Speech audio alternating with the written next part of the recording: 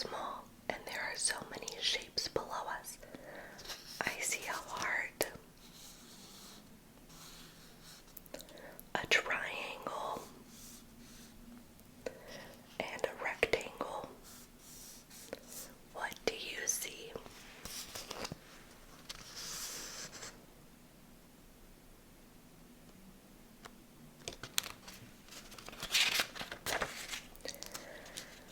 I see a triangle too, Mickey shouted, and there are Chip and Dale playing a round of golf. It should be called a triangle of golf, laughed Daisy. Just look at all of those triangle-shaped flags. What's a triangle? Asked Goofy as he bit into his sandwich. A triangle is a shape with 3 sides that all have points at the ends, sort of like your sandwich, Minnie explained.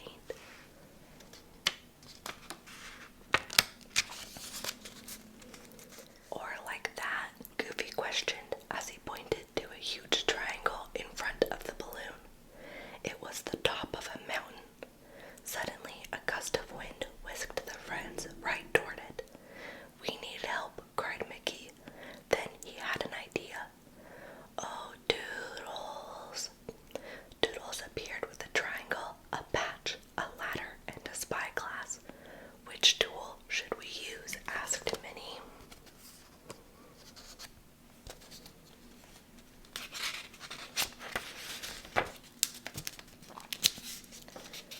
Let's try them all, said Mickey.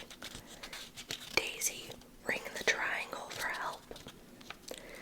Daisy rang the triangle, but it didn't help them get off the mountain. Minnie patched the hole. Minnie put a square patch on the round hole in the balloon, but it was too small. Goofy looked through the spyglass. Goofy held the spyglass and saw that the ground looked very far away. There's one tool left, yelled Mickey. To the ladder.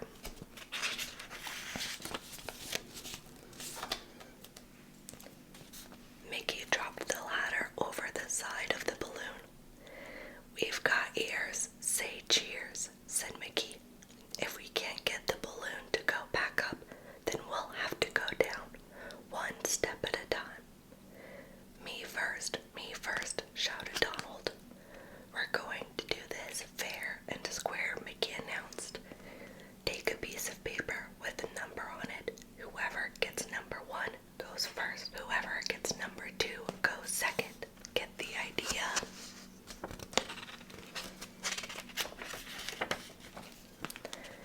The friends headed down the ladder one by one. We're in great shape, unlike our balloon, said Mickey. But we're going to have to hike back home. It's not far, just down that path. Or maybe it's that other one. The friends trudged along, growing more and more tired. I think we've been walking in circles, Mickey finally said. I'm sure I've seen this tree before.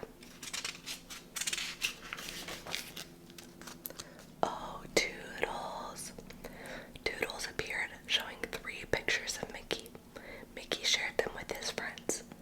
I'm standing in front of the clubhouse, and my shadow is different in each picture.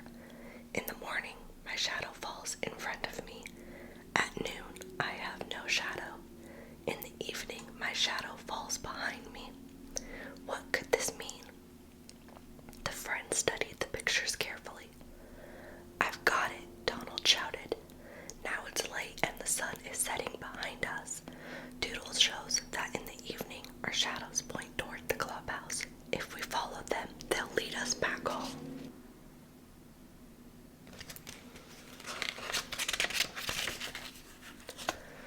Donald was right.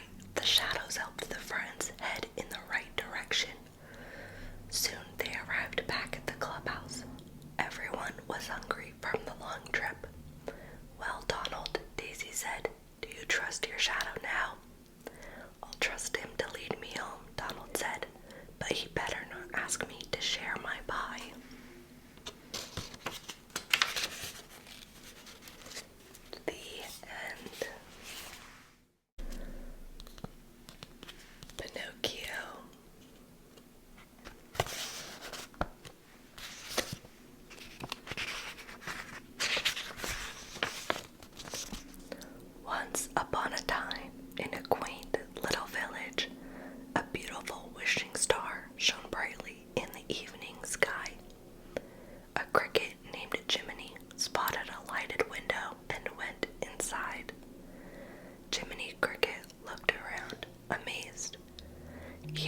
stumbled on a woodcarver's shop full of fantastic clocks, cute little music boxes, and shelf after shelf of toys. The shop belonged to a kind old man called Geppetto. Jiminy watched as Geppetto took his paintbrush and carefully painted eyebrows and a mouth onto a small wooden puppet. Figato, his cat, and Cleo, his goldfish, watched as he worked. "I have just the name for you," Geppetto said when he finished. "Pinocchio." He took Pinocchio on a little walk around his shop, balancing the puppet on his strings.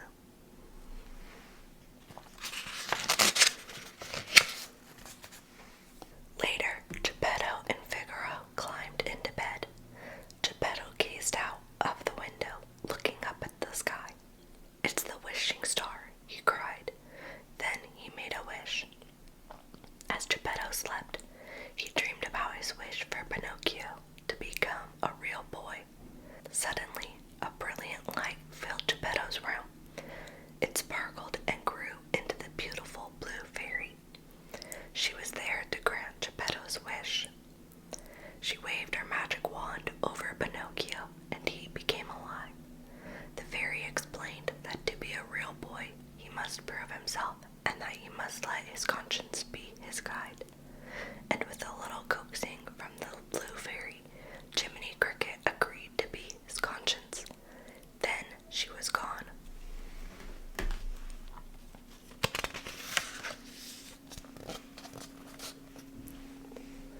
Geppetto, hearing strange noises, jumped out of bed. He was overjoyed to see Pinocchio was moving on his own. Geppetto lifted him into the air and hugged him. The next morning, Geppetto explained how Pinocchio should go to school like all the other children. Hoping to make Geppetto proud, Pinocchio hurried off. He didn't realize two sneaky-looking characters called Honest John and Gideon were watching him. "A live puppet with no strings," Honest John exclaimed. "We can sell him to Stromboli, the puppeteer." John tripped Pinocchio with his cane, then introduced himself and Gideon.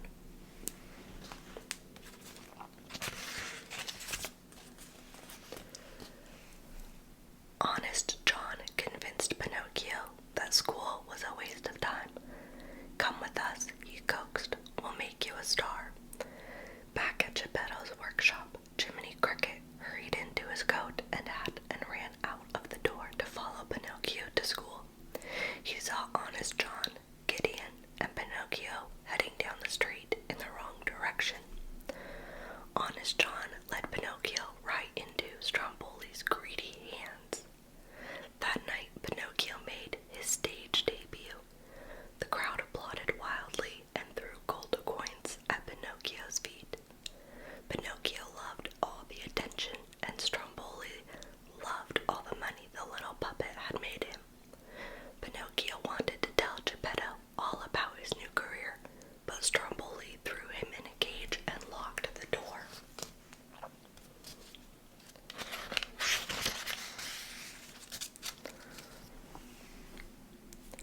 Jiminy sneaked into Stromboli's wagon.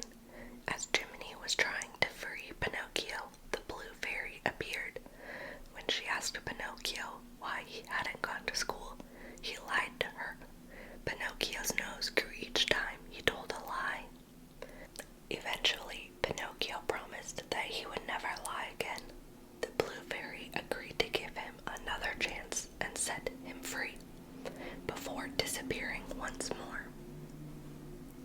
Jiminy and Pinocchio ran home as fast as they could.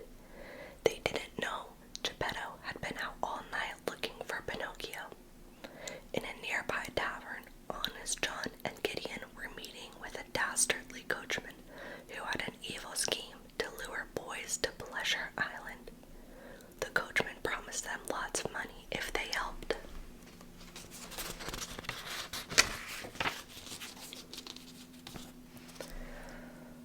Soon, Honest John and Gideon were back on the streets where they spotted Pinocchio. Honest John convinced the little puppet that he needed some rest and relaxation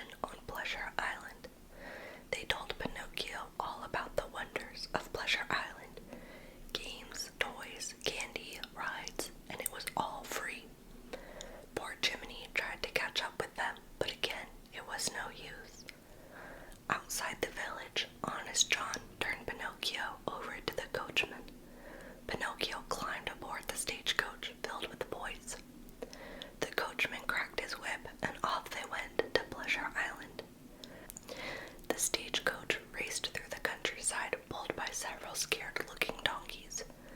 On Pleasure Island, there were fairground rides, lots of treats, and no grown-ups to tell them what to do.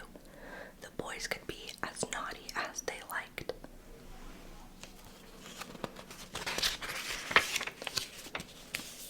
Pinocchio soon made friends with a boy named Lampwick.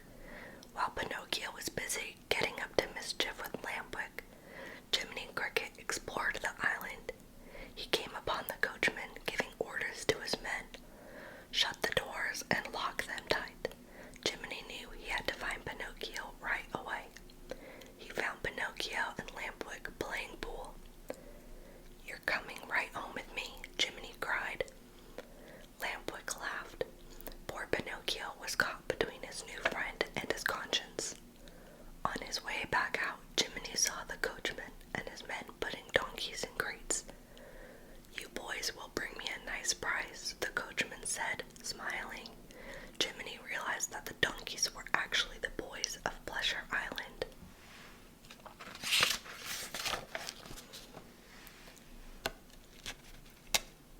Jiminy hurried to warn Pinocchio, but it was too late. Lampwick had already changed into a donkey and was charging around in fear. Poor Pinocchio stared in horror as he sprouted his own set of donkey ears and a tail. "We've got to get out of here," yelled Jiminy. Pinocchio and Jiminy Cricket raced across the island, climbed up the cliff rocks, and jumped into the sea.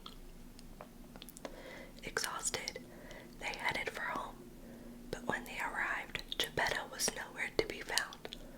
A dove flying overhead dropped a letter for Pinocchio that said Geppetto had gone looking for Pinocchio and had been swallowed by a whale named Monstro. Pinocchio and Jiminy headed back to the open sea. Pinocchio spotted Monstro just as the monster was waking up. Meanwhile, deep inside Monstro's belly, Geppetto was hoping for a miracle. "There isn't a fish left," he explained to poor starving Figaro. "And Cleo, if the monster doesn't wake up soon, I'm afraid we're done for." Suddenly, Monstro started to swim. He was ready for lunch and opened his gigantic jaws, sucking in an entire school of fish. Pinocchio was swallowed up too. When he reached the whale's belly, Pinocchio found himself in the arms of a very happy Geppetto. Now they had to work out how to escape. Then Pinocchio had an idea. He began chopping up furniture and made a fire. Monstro soon felt the fire in his belly. Inside, everyone quickly jumped onto a raft that Geppetto had built and paddled toward the whale's throat. When Monstro let out an enormous sneeze, he blew the raft out to sea. Monstro was furious. He chased Pinocchio and Geppetto. When he reached the raft, he smashed it to pieces with his tail. Pinocchio, holding on to Geppetto, swam with all his might. Bravely, he managed to lead Monstro into a collision with the rocks.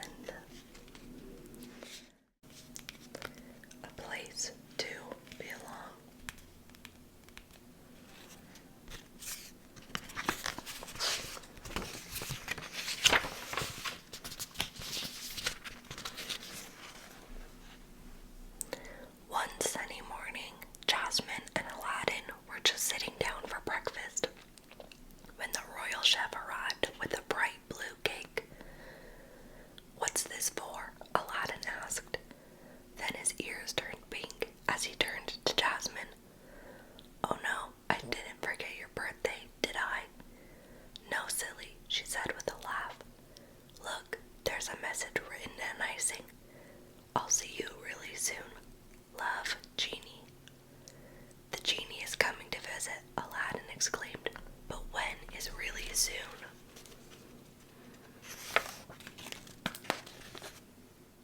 Poof!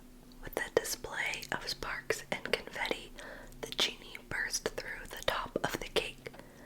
Hiya, Al, what's shaking, Jasmine? The genie said. The genie's friends rushed over and gave him a big hug.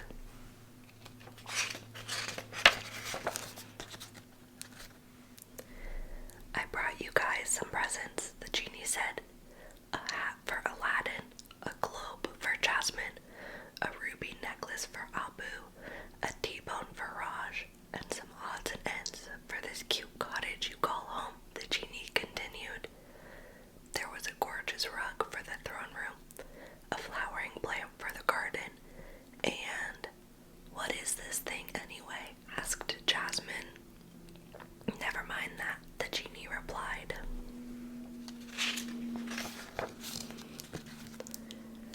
You're so thoughtful, Jasmine told the genie. Can you stay a while? Yes, Aladdin chimed in. As our guest, you can have your pick of any room in the palace. That sounds like fun, the genie said. Palace to our dime.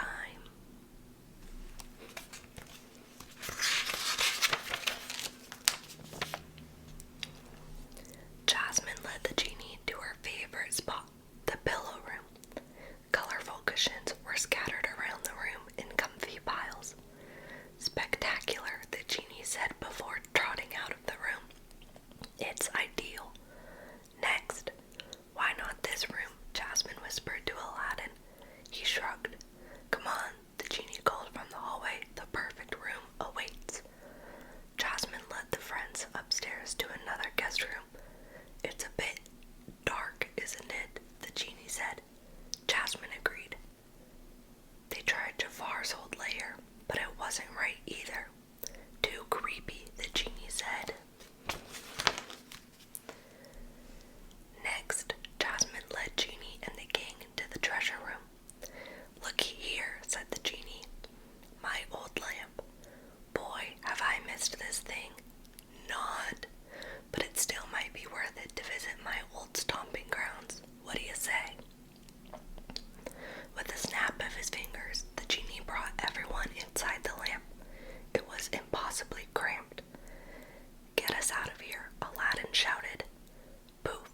With a puff of blue smoke, the friends were free. Well, that was awful, Aladdin said. Hard to believe I spent 10,000 years in that thing, the genie said.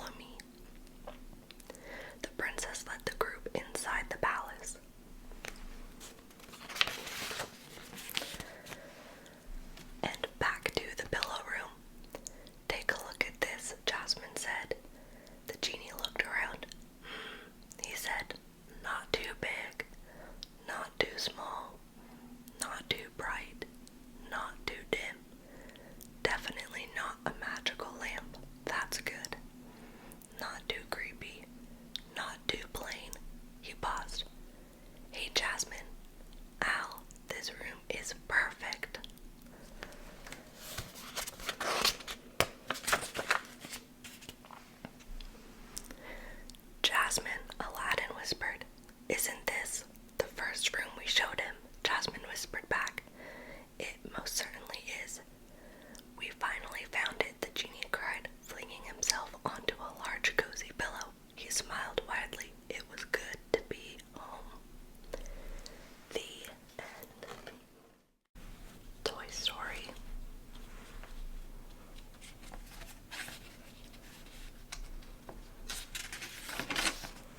Woody the cowboy was Andy's favorite toy.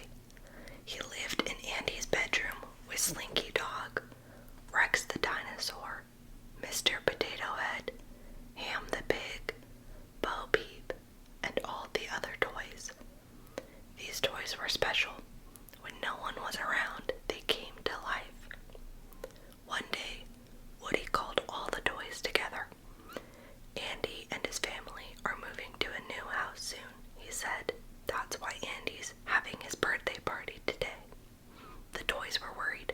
A birthday party meant new toys. What if they were replaced? There's no need to worry, Woody promised. Andy was given a brand new spaceman. He brought him up to the bedroom and left him there. I'm Buzz Lightyear, Space Ranger, the new toy said. Woody couldn't help but feel jealous. But all of the other toys thought Buzz was wonderful, and so did Andy. Woody felt left out.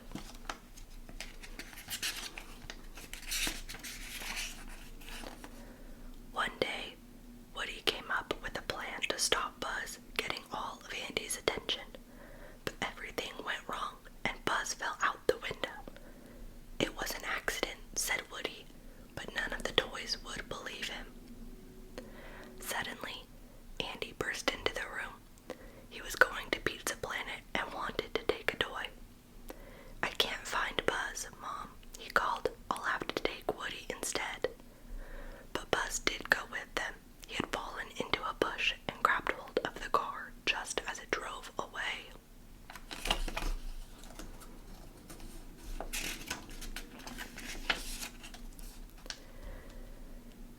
Pizza Planet was full of arcade games. Buzz, who still believed he was a real space ranger, thought one game was a spaceship. He crawled inside and Woody followed him. Suddenly, a claw grabbed Buzz. Woody held on to Buzz's foot.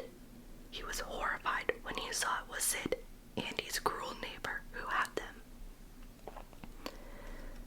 Back in Sid's bedroom, Woody and Buzz were terrified.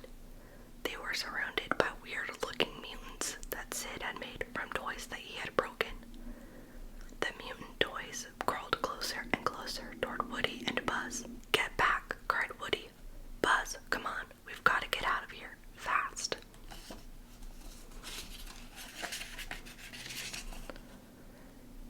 They had just escaped when Buzz heard a voice calling from a room. Come in, Buzz Lightyear. This is Star Command.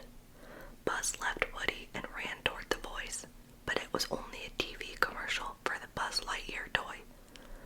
Buzz was stunned. Am I really a toy? Desperate to prove he was a real space ranger, Buzz tried to fly out of a window in Sid's house, but instead he crashed to the floor and his arm broke off. Woody found Buzz and took him back to Sid's room. Looking out of Sid's window, he saw his old friends in Andy's room.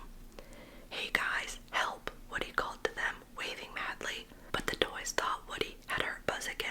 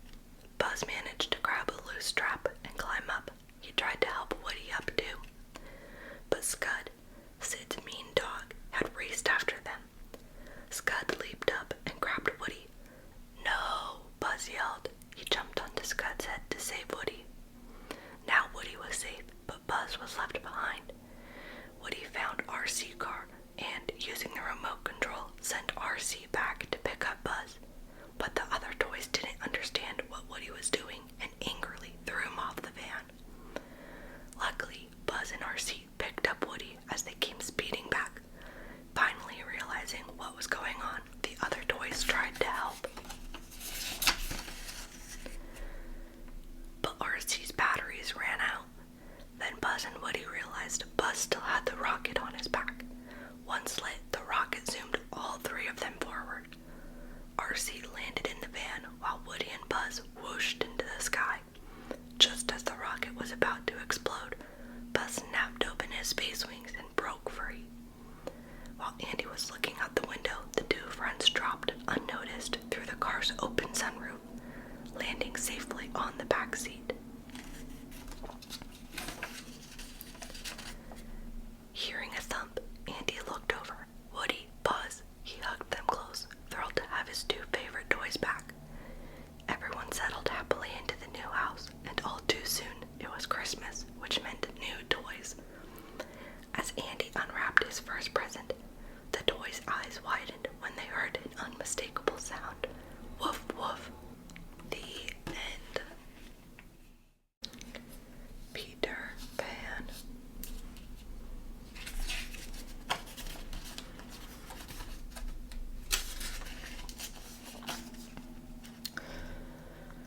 There once was a house in London where the Darling family lived.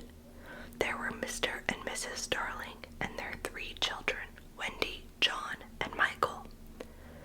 Watching over the children was Nana, the nursemaid who also happened to be a dog. This was the home that Peter Pan often visited. He chose this house for one very special reason. There were people there who believed in him. Wendy would tell stories of Peter Pan and his adventures in a magical place called Neverland. Peter loved to sit in the shadows and listen.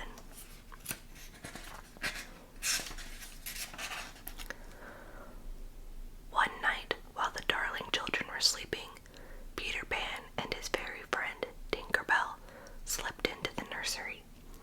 Peter had left his shadow behind the last time he visited and had come back to find it.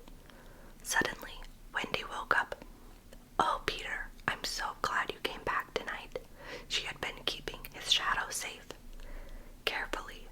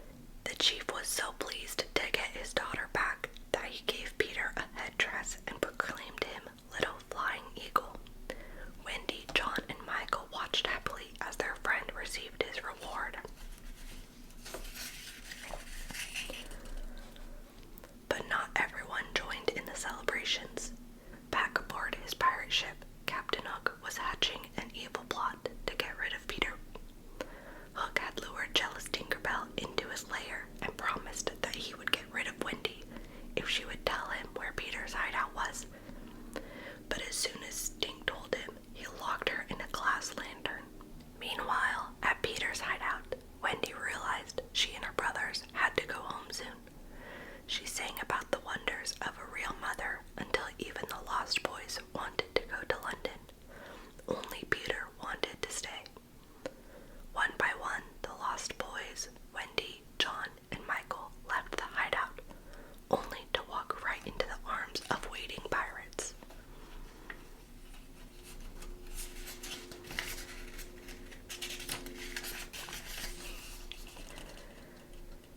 Captain Hook and his pirate gang led the prisoners away and tied them to the mast of his ship.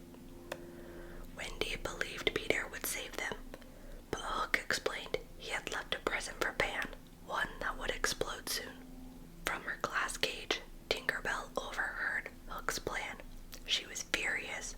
She knocked over the lantern, and with a crack, she was free. Tinkerbell reached Peter's hideout just in time. He was about to open the package. She tried to pull the package away. There was no time to explain, but it was too late. The box began to smoke. Suddenly, kaboom!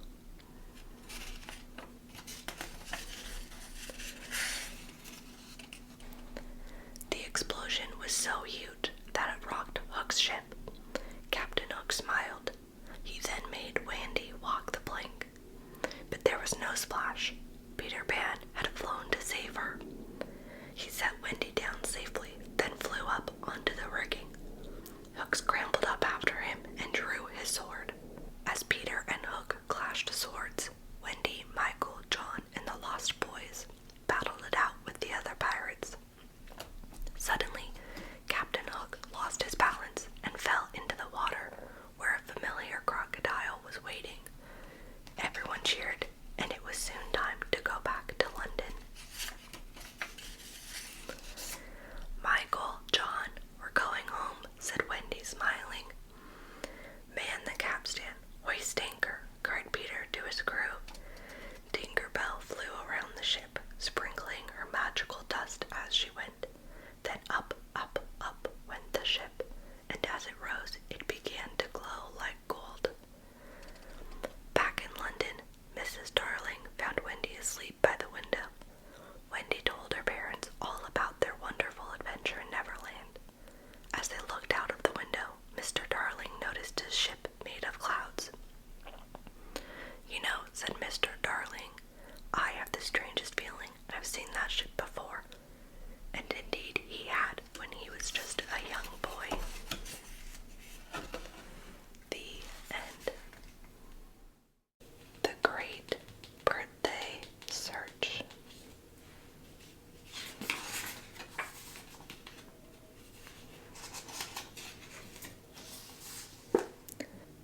Rapunzel buzzed with excitement.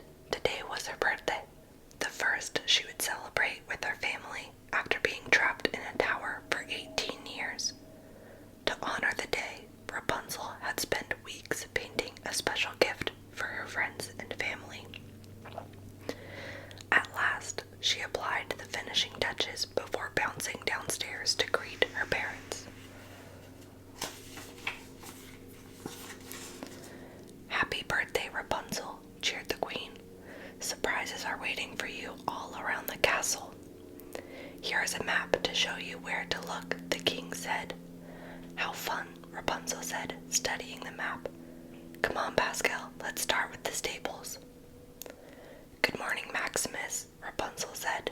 The royal guard horse whinnied happily and dropped an apple into her hand. For me, Rapunzel laughed. Thank you.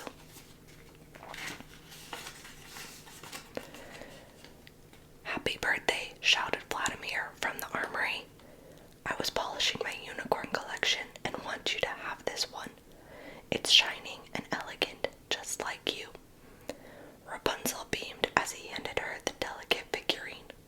I am truly honored, Vladimir, she said. The statue all looked the same as always, except for one thing. This new statue looks familiar, Rapunzel noted. Suddenly, the statue moved. It was Pascal. The little chameleon held out a birthday card. Did you make it yourself? Rapunzel asked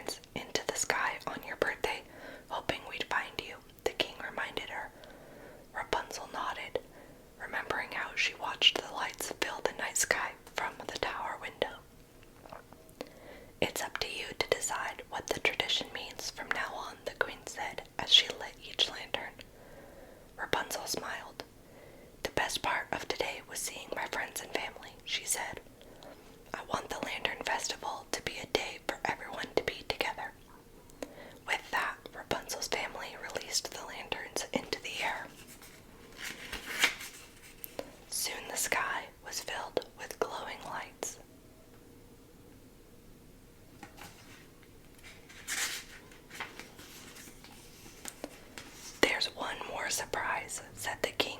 "Put on your fanciest dress and meet us in the dining room." Rapunzel grinned. She had her own surprise up her sleeve. Rapunzel ran to her bedroom to change into her ball gown. Then she stopped in her studio once more before joining her parents in the dining room for a very special surprise. The end. Encanto.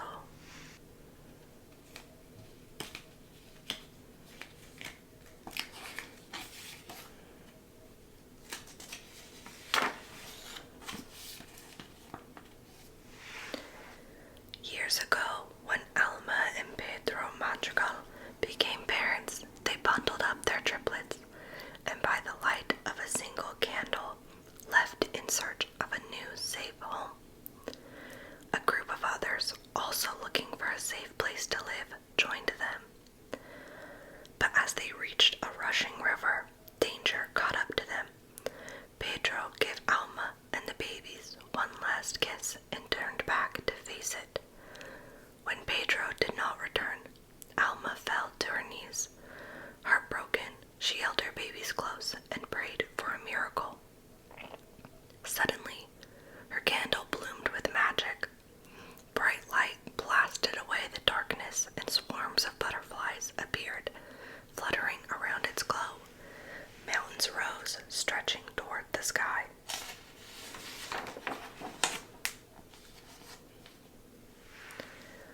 A safe place full of wonder emerged, an encanto. A house called Casita grew around Alma and her babies, surrounding them in protective love and magic. Over the years, the candle burned brightly, and the Madrigal family were blessed with special gifts. When the time was right, each child received a glowing door and discovered their own unique bit of magic. Many years later, the Madrigals were preparing for another gift day. That night, Antonio would walk up to his door and receive his own unique gift. All the family were helping prepare their home for the ceremony, including Mirabel. Her gift day was 10 years ago, but on that day her door disappeared and she never received a gift.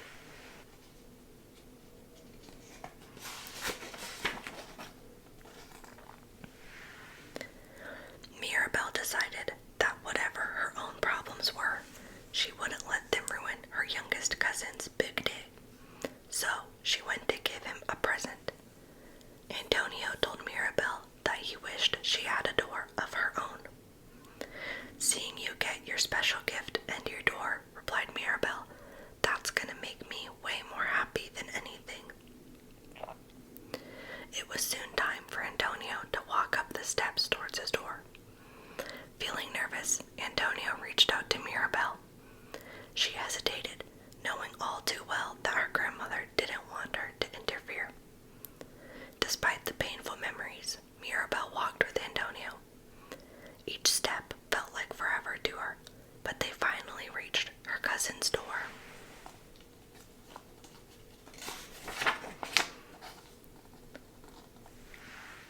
Nervously, Antonio placed his hand on the doorknob. Moments later, Mirabel's young cousin was filled with magic, and dozens of animals flocked toward him. Antonio was now able to talk to animals. His new room changed into a magnificent rainforest, with animals and birds jumping around and flying about with happiness. While the rest of the family celebrated, Mirabel wanted to be alone. As she wandered through the courtyard, cracks and splinters suddenly ripped through Casita. Mirabel rushed to tell her family, but when they followed her to see, there was nothing. Everything looked normal.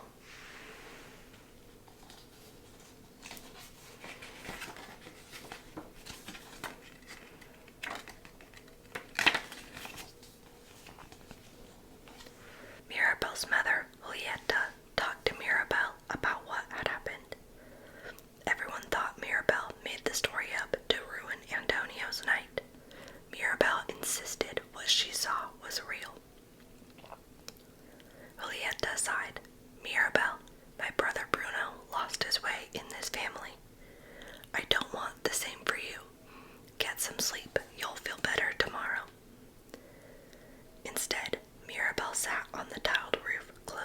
Alma's window. She heard Alma talking to a picture of Pedro. Alma knew their magic was in danger, just like her son Bruno, whose gift was the ability to see visions of the future, had predicted. Bruno had left the family years ago. No one knew where he'd gone to. Mirabel knew it was up to her to save the magic and the family.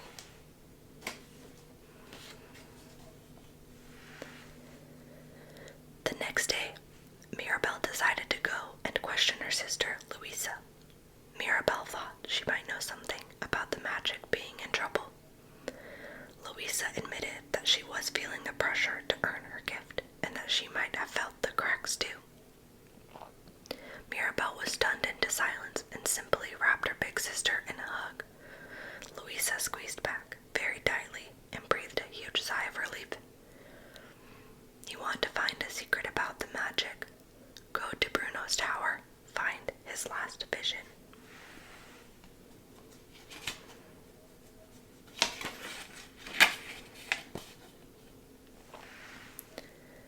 Mirabel went to Bruno's tower inside Casita. As she did, Mirabel noticed the candle's eternal flame flickering. Quickening her pace, she walked up the winding stairway. She soon found herself in a room where a stream of sand fell from a hole in the ceiling. Mirabel noticed several emerald pieces within the sand. As she picked them up and pieced them together, the room began to shake and cracks appeared all around. Mirabel only just managed to escape before the sand blocked her only way out.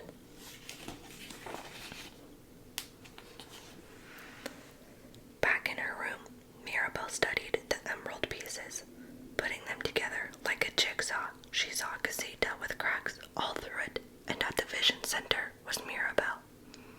Her father saw what she was doing and took the pieces from Mirabel. He then hurried her to join a special family dinner. Mariano Guzman was going to propose to Mirabel's other sister, Isabella. However, cracks appeared and rippled around the room. Surprised, Isabella lost control of her powers for a moment and smacked Mariano's face with some flowers, breaking his nose.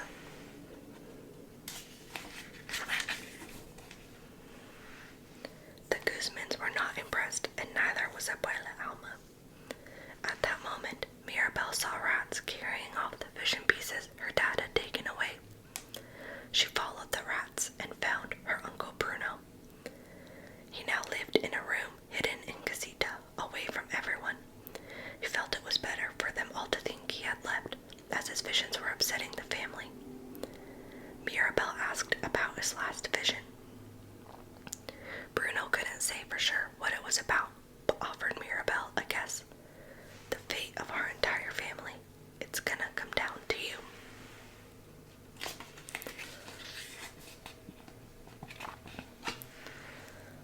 Moments later, Antonio and all his animal friends showed up. Mirabel's young cousin was ready to help. Firstly, Bruno needed to have another vision. He said they needed a big space, and Antonio offered his bedroom. As magic glowed around Bruno, a vision of Mirabel and Isabella hugging appeared. Mirabel went to see Isabella. Just like when she spoke to Louisa, Mirabel found out just how much pressure Isabella felt to be perfect. As Mirabel encouraged Isabella to express her true self, her sister's powers flourished. Mirabel noticed the candle in Abuela Alma's room burned brighter than it had done for a long time.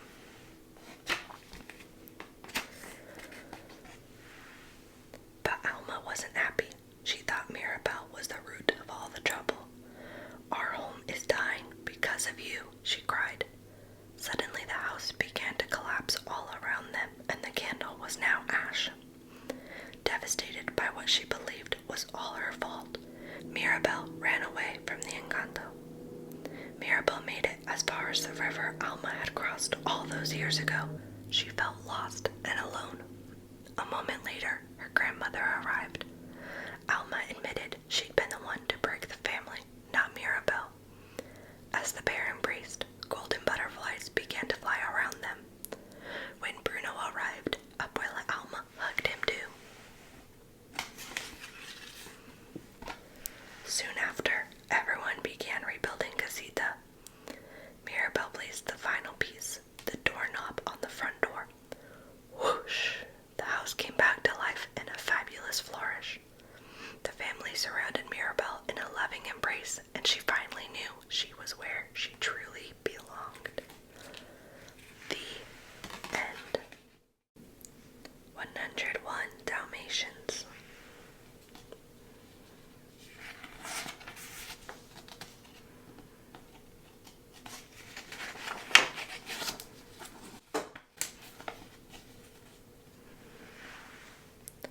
Roger was a musician. He lived in an apartment with Pongo, his pet Dalmatian. One day, while walking Pongo, Roger met a woman called Anita. She owned a Dalmatian called Perdita. Roger and Anita fell in love and decided to get married. Soon, Perdita was expecting her first litter of puppies. That's when an old friend of Anita's, Corella de Vale, visited. "Where are the little brutes?" Corella demanded. "They're not expected for another 3 weeks," replied Anita. "Let me know when the puppies arrive," said Corella. With that, she slammed the door and was gone.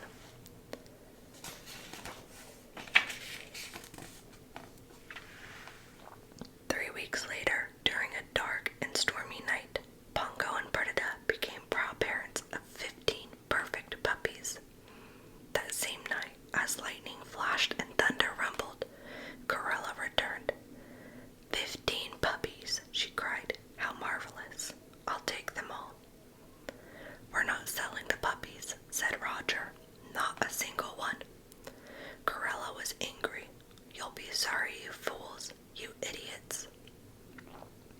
One night soon after Corella's hunchman, Horse and Jasper Batten came to the house pretending to be from the electricity company.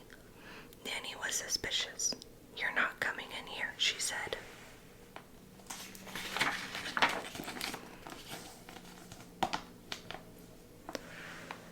But the men forced their way into the house and took the puppies.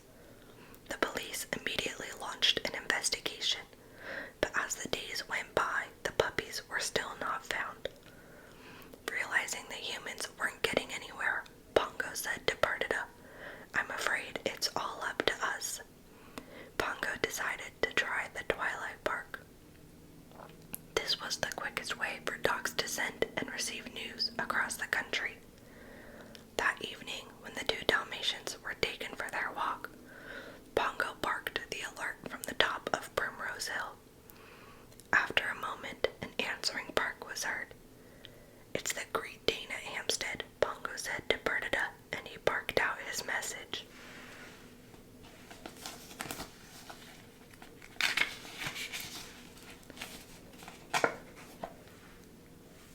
Danny, the Great Dane, was very surprised by the message. 15 Dalmatian puppies stolen. He told a terrier friend, "The humans have tried everything. Now it's up to us dogs." Danny's big, deep voice began to send the news all over London. Within the hour, word had spread north, south, east, and west, all over England. Before too long, the Twilight Park reached an old sheepdog called Colonel, who lived on a farm. Colonel's friends, a horse named Captain and a cat named Sergeant Tibbs, listened too. They were all very surprised to hear that 15 puppies had been stolen.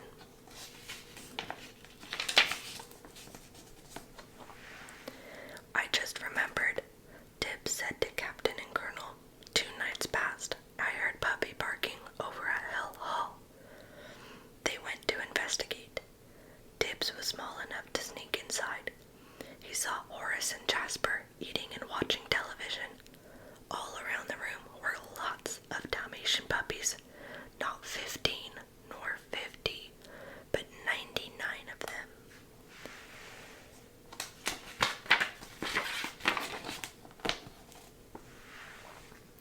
Colonel quickly returned to Captain's stable and loudly barked the good news. In no time at all, the Twilight Park sent the message all the way back to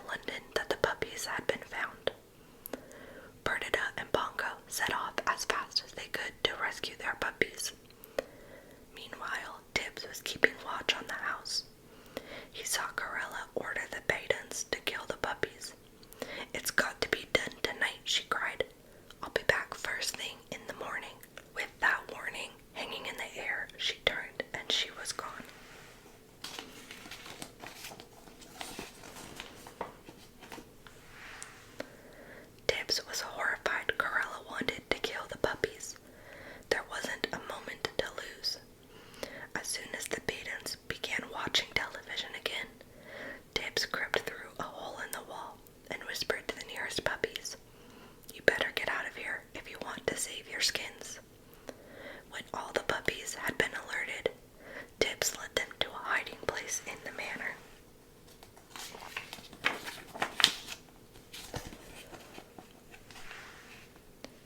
As soon as the Badens discovered that the puppies had gone, they searched all over the house and eventually found them cowering under the stairs. Tibbs was in front, ready to protect them from the Badens. Meanwhile, Colonel had met up with Perdita and Pongo and led them to the manor. They arrived just in the nick of time and quickly bounded into action.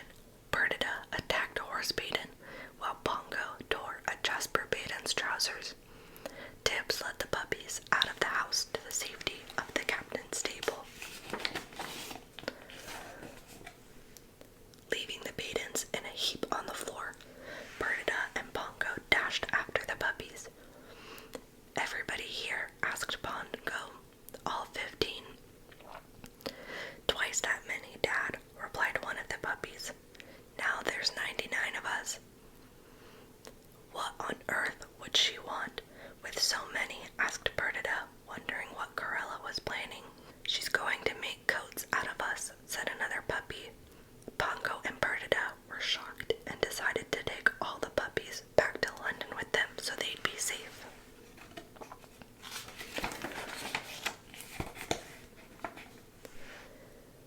Perdita, Pongo, and the puppies set off back to London, leaving a trail of paw prints in the snow. Corella, who had returned for the puppies' coats, quickly spotted the paw prints and the chase began.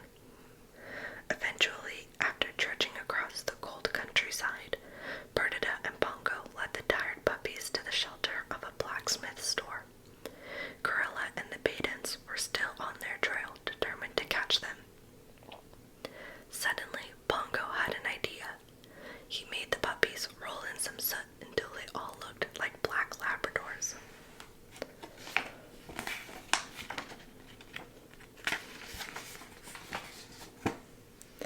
Under the cover of their disguise, the puppies climbed into a van that was going to London, but falling snowflakes began to wash away the soot. Corella saw white patches on the puppies' coats and realized that she had been tricked. After them, she shouted to the Badens. Pongo just had time to leap onto the bumper as the van sped off, with Corella and the Badens right behind. Corella was determined to force the van off the road, but her car skidded out of control and hurtled down a steep hill into a snowdrift. Then the Badens' van crashed into the back of Corella's car, and they all ended up in a large pile of wreckage. Back in London and at home at last, Roger, Anita, and Nanny hugged their 15 tired puppies. "And look, there's a whole lot more," said Nanny. 101, declared Anita. "What will we do with them?" "We'll keep them," cried Roger happily. "In this little house?" asked Anita. "We'll buy a big place in the country," replied Roger. "It'll be a sensation," said Nanny, and that's exactly what it was. The end. Belle and the Castle Puppy.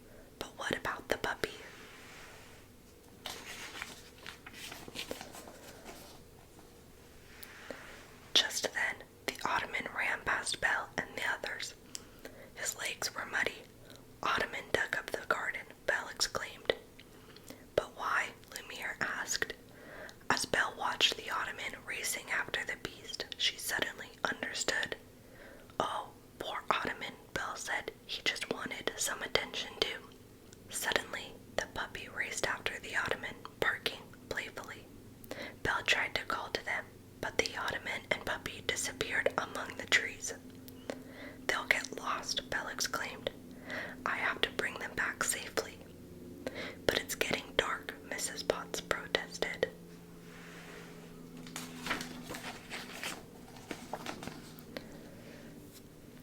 Belle looked at the long shadows creeping through the forest and shivered. Clutching her red cloak tightly, she took a deep breath and started toward the trees. Wait, Lumiere called. I'll come and light your way. Thank you, Belle said as she held Lumiere up high. I'm glad you're coming. Me too, I think, Lumiere replied, but his flames flicked nervously.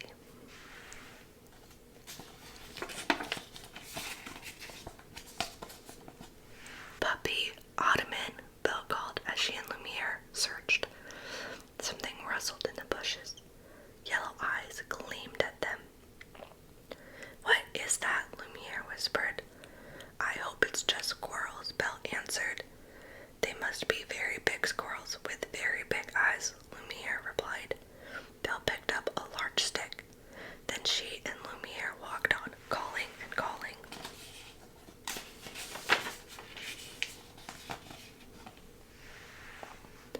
Suddenly, they heard ferocious barking and snarling nearby. Belle ran toward the sound and stumbled into a clearing. The Ottoman and Puppy stood below an enormous tree. Snarling wolves circled them, but the Puppy was growling and snapping back. He's protecting Ottoman, Lumiere exclaimed. He's too small to stop those wolves for long, Belle answered. He needs help.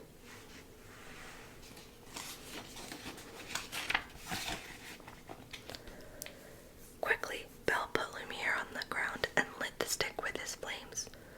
Turning swiftly, Belle ran at the wolves, swinging the blazing stick at them like a flaming sword. Get away, she shouted. Snarling angrily, the wolves backed away from the fire. Belle raced between them, the Ottoman, and the Puppy.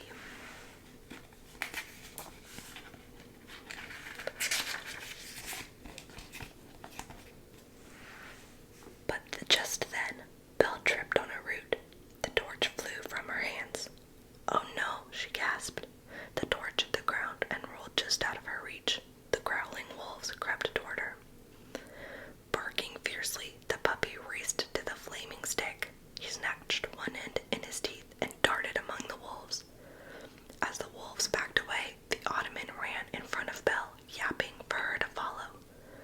The Puppy's clearing the way, Lumiere shouted to Belle. Follow Ottoman.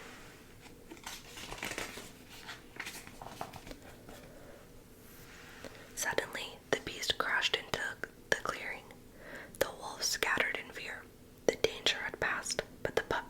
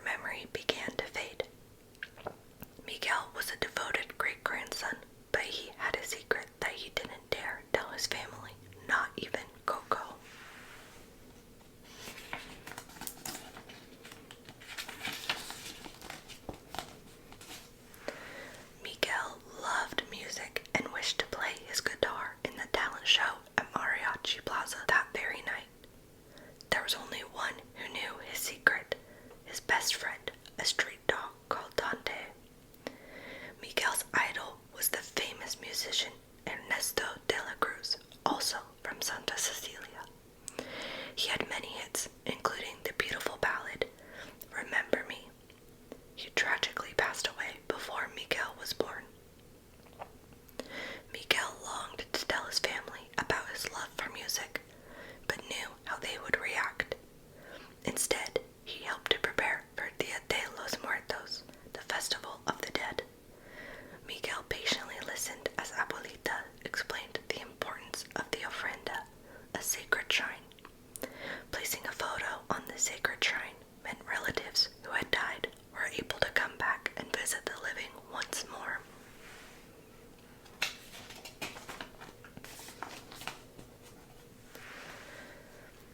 Later that evening, Miguel sat in his attic, playing his homemade guitar and watching an old recording of De La Cruz. He then heard something from the TV that caught his attention. When you see your moment, you mustn't let it pass you by. You must seize it, said the voice. Miguel jumped up. No more hiding, Dante. I gotta seize my moment. I'm gonna play in Mariachi Plaza if it kills me. Guitar in hand, he headed out of the attic. Miguel snuck through the house with Dante close behind. Crash! Dante had pulled some chicken off the shrine and knocked over a frame with a torn photo of Imelda, Coco, and Miguel's great-great-grandfather. It now lay broken on the floor. Miguel looked at the torn photo. He noticed the man in the photo was holding De La Cruz's guitar. Miguel was stunned.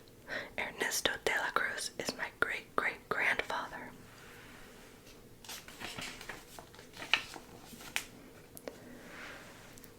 Miguel placed the photo in his jacket and raced to find his family. With the knowledge of who his great-great-grandfather was, Miguel explained to them all about his love for music. I want to be a musician, he announced. As Miguel began to play his guitar, a very cross Abuelita snatched it from him. No music, she cried, and smashed the guitar hard on the ground, breaking it into pieces. But Miguel was determined to play in the talent show. However, he would need a new guitar. An idea soon came to him, and Miguel ran straight to De La Cruz's tomb. Miguel saw the guitar hanging on the wall. I need to borrow this, said Miguel, who gently lifted the guitar down and strummed a chord. As he played, glowing marigold petals floated up into the air and swirled around him. The young boy started to feel very strange. As Miguel left the tomb, he was greeted outside by Dante and a few others, namely all his relatives who had passed away. Not knowing why Miguel could see them or why they could see Miguel, the family decided to take him to the land of the dead. Mama Imelda will know what to do, said Papa Julio, Coco's husband and Miguel's great-grandfather.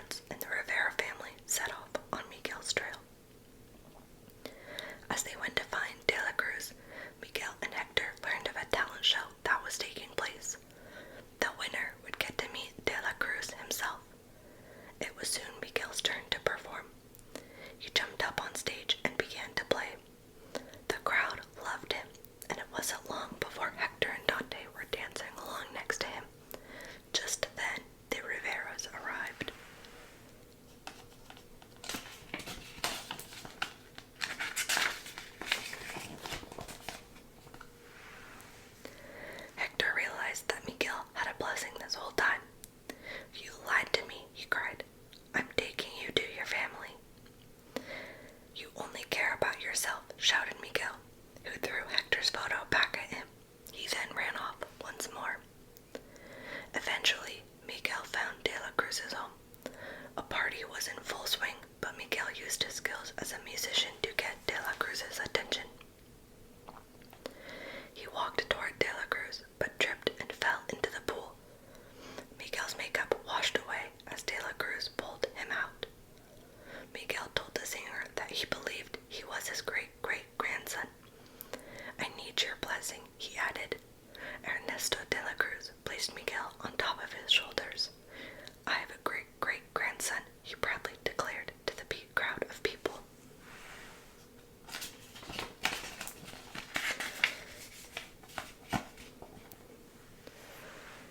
After the party, De La Cruz was about to send Miguel home with his blessing. Suddenly, Hector arrived. "You said you'd take my photo back, Miguel," cried Hector. He then turned to De La Cruz, someone who, many years ago, Hector considered a close friend before things turned sour. He accused De La Cruz of stealing his songs. Miguel was shocked as De La Cruz snatched away the photo and had Miguel and Hector thrown into a deep pit.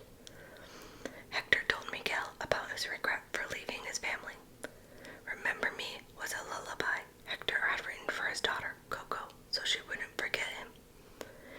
"You're my great-great-grandfather," realized Miguel, showing Hector the torn photo of Imelda and Coco. Miguel sat next to Hector and gazed up at the pit opening. A friendly face had appeared. It was Dante.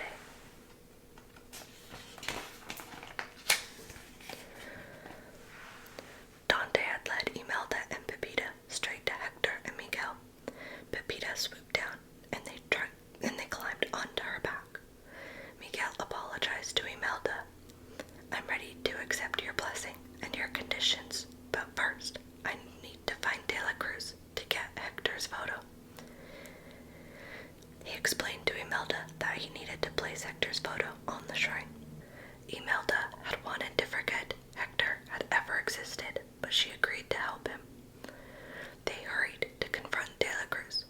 A struggle began, and despite snatching Hector's photo off De La Cruz, Miguel was thrown from the top of the building.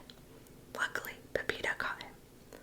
Unknown to De La Cruz, the whole scene was witnessed by his adoring fans, who quickly started booing their former idol. Miguel searched for the photo, but realized he dropped it when he was falling. Their last chance to save Hector had slipped away.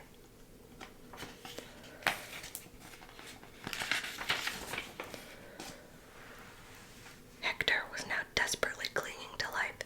He held out a glowing marigold petal. "You have our blessing, Miguel," he said. "No conditions," added Imelda. Before he knew it, Miguel was back in De La Cruz's tomb in Santa Cecilia. He grabbed the guitar and raced away to find Coco in the hope she would remember her father before it was too late.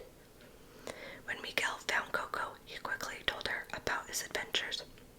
"Remember, Papa, please, if you forget him, he'll be gone forever." It was clear Coco was struggling to remember, so Miguel picked up the guitar and started playing Remember Me. Slowly, Coco's face lit up as the memories came flooding back to her. She remembered the song and, more importantly, her father.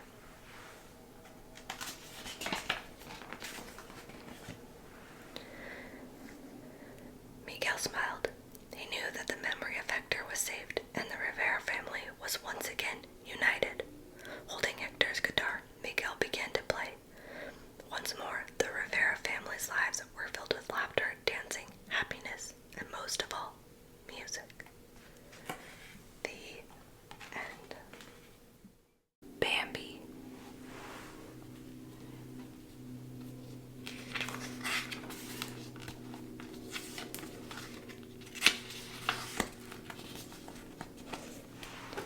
One spring morning, there was great excitement in the forest.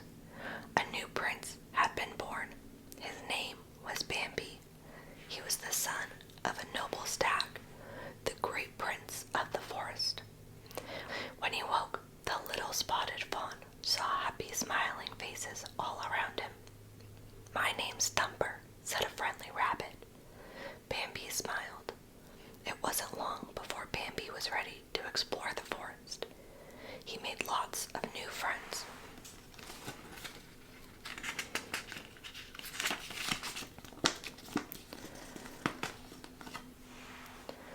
One day, Bambi and Thumper were playing. Birds fluttered above their heads. Thumper pointed to one and said, "That's a bird." Bambi repeated the word, "bird." Then a butterfly fluttered by. Bambi called out, "Bird." "No," giggled Thumper, "that's a butterfly." Bambi turned to a pretty flower and shouted, "Butterfly." Thumper laughed. "No," he cried, "that's a flower." Suddenly, a small black and white head appeared. "Flower," said Bambi. "That's not a flower," said Thumper, giggling.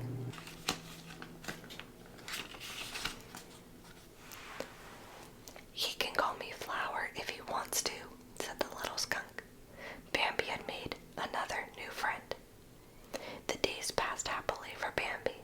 One morning, his mother took him to a new place, the meadow. The meadow was wide and open. Bambi's mother warned him that they had to be very careful. "There are no trees here to hide us," she said. Bambi ran off to play. Soon, he found a pond and looked at his own reflection in the water. Suddenly, a young female deer appeared and licked him on the face.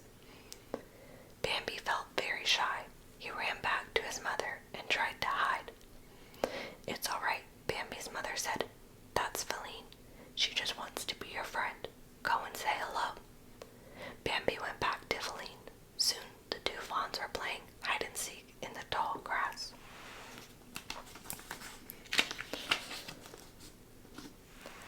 Just then, a group of stags charged across the meadow, led by the great prince.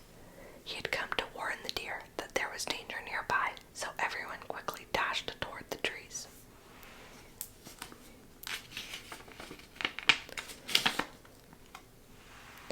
Later that day, Bambi asked his mother what the danger had been. Man was in the forest, she told him. Summer and autumn passed, and the weather grew colder.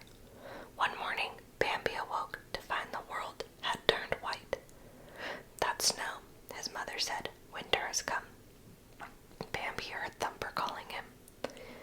He found his friend sliding across an icy pond. "Come on, you can slide too," called Thumper. Bambi rushed to join him, but fell on his tummy.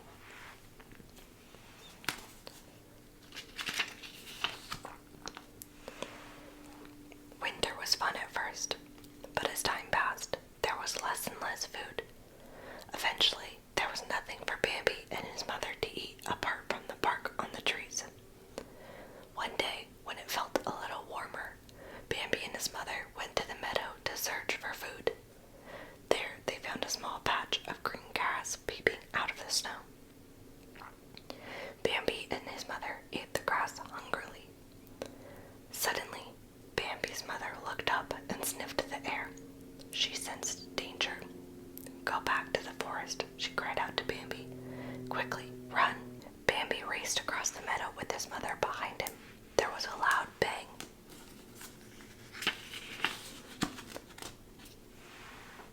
"Faster, Bambi, and don't look back," his mother shouted. Bambi ran into the forest, where it was safe. Home at last, Bambi turned to look for his mother, but she was not there. Bambi's heart thumped with panic as he called for his mother again and again. The little fawn began to cry. Just then, his father appeared by his side.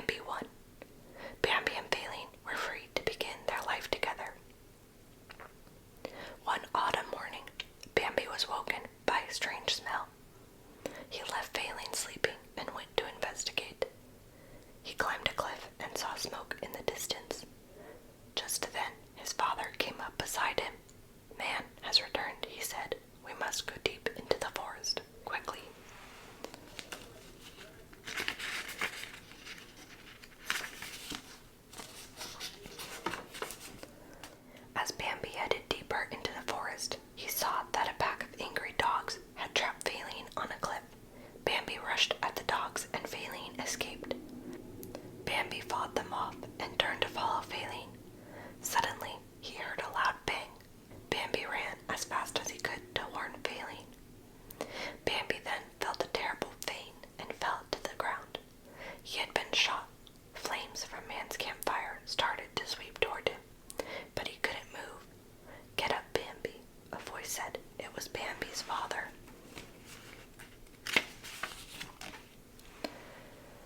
The young prince got to his feet and followed his father through the burning forest. They came to a waterfall and jumped. They crashed into the water far below and waded through the water toward an island. Many other birds and animals had already found shelter on the same island. Faline was there too. She was overjoyed to see Bambi again and gently licked his wounded shoulder. Safe on the island, the forest creatures watched helplessly as the fire destroyed their homes. Only when the fire had finally burned out were they able to return to the forest.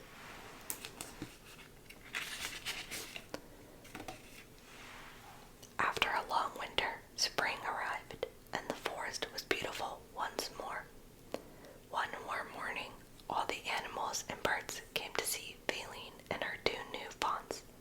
Standing nearby was their proud father, Bambi, the new great prince of the forest. The end. Minnie.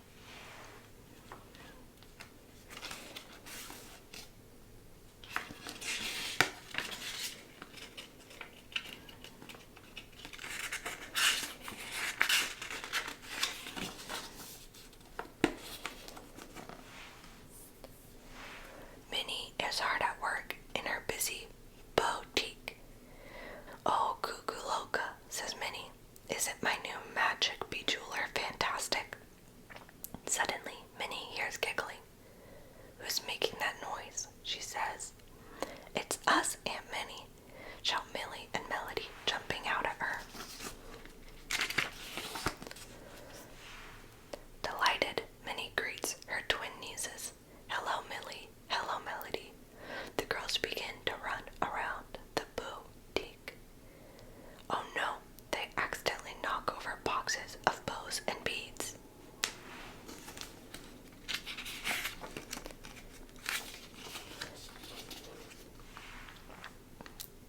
"Can we help you make stuff today?" Millie asks. "We promise to be extra good," adds Melody.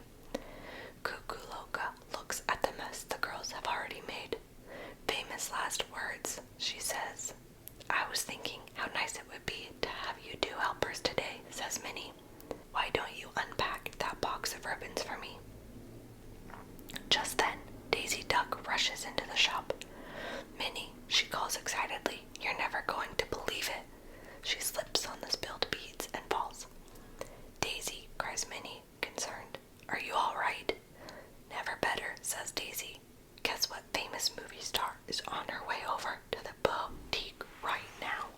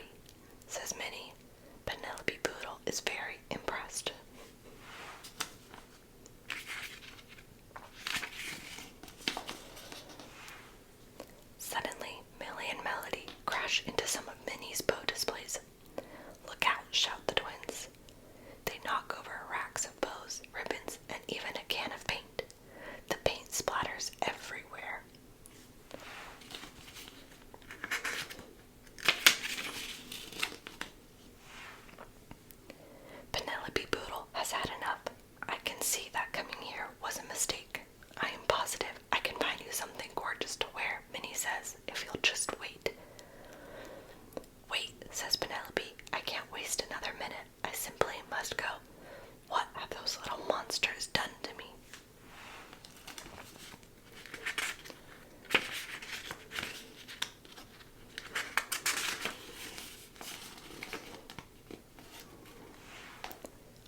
Oh, they're not little monsters, says Minnie. They're little helpers. She quickly adds bows and jewels to the twins' handiwork. I think they're onto something. Penelope Poodle looks in the mirror. I look fabulous, she says. You're brilliant. Minnie smiles sweetly. That's what I always say, Daisy agrees.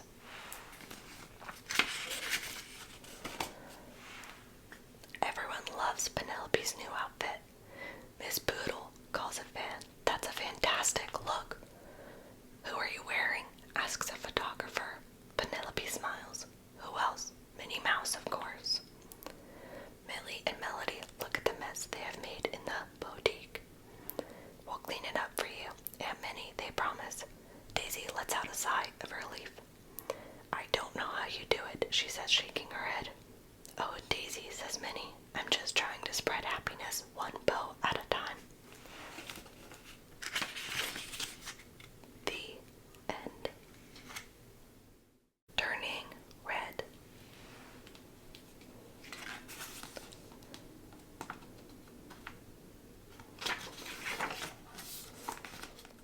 May Lindley, or May, made sure to work as hard as possible in everything she did, so as to make her mother, Ming, and father, Jin, proud. This was because the most important rule in May's family was to honor your parents, and from a young age, May had let this guide her. But May also loved hanging out with her best friends, Bria, Miriam, and Abby. They always stuck by each other, no matter what. As much as May enjoyed spending time with her friends, she also had responsibilities at home and couldn't hang around too long after school, even when the cute Daisy Mart worker, Devin, was around, although May didn't see the attraction.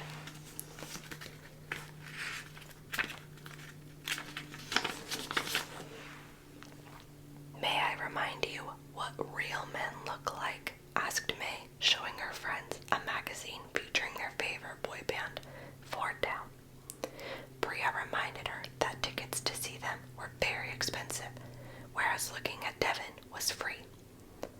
Although her friends begged her to stay a little longer, May really had to get going. She had to help her mother at the Lee family temple and was already running late, if only by a few minutes. Once there, she proudly fastened her assistant temple keeper badge onto her sweater.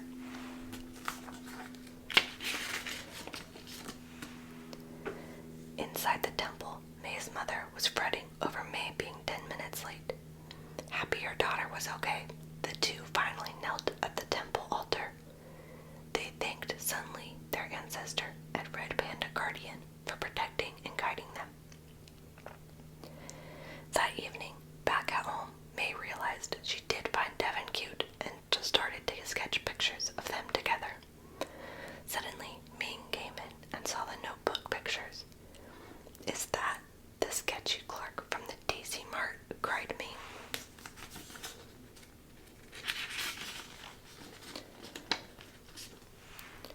May had never been so embarrassed and was also upset at disappointing her mother. That night, May had lots of nightmares. She was very groggy when she woke the next morning. May slowly stumbled into the bathroom, looking in the mirror, and screamed. She turned into a giant red panda. Despite panicking at first, May realized staying calm made her human again. With this in mind, May made her way to school. But Ming, feeling something was up, followed May and tried to get her attention when she was in class. Humiliated, May lost control and exploded into the panda. Pink clouds filled the room, and desks and chairs went flying. Ming gasped as she caught sight of Panda May.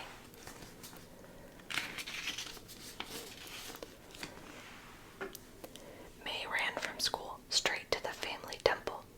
Ming found her there and assured her daughter there was a cure. Holding her jade pendant, Ming said, "On the next red moon, you'll undergo a ritual that will seal your red panda spirit into one of these. The next red moon was in a month's time. Ming told May to keep the panda under control until then. May was feeling overwhelmed by the situation. When her friends snuck round to visit, she panicked and puffed into the red panda again. They couldn't see her like this. When they told her Four Town were coming to the city to perform in concert, May couldn't stay away from them. To May's surprise, she found her friends' support and love helped her to control the panda within.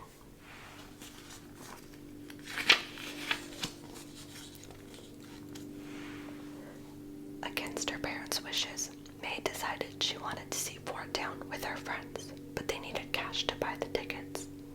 So, to make money, Panda May posed for photos with other kids for cash. They also sold panda-themed t-shirts, hats, and keychains. As the money poured in, Red Panda Girl became known all over school. To help raise the last bit of money, May agreed to appear at a friend's birthday party in her panda form. But on the night of the party, May's grandmother and aunties arrived unexpectedly. They were here for the ritual. May's grandmother knew May had been letting her panda out and warned her against doing so. It made the panda stronger.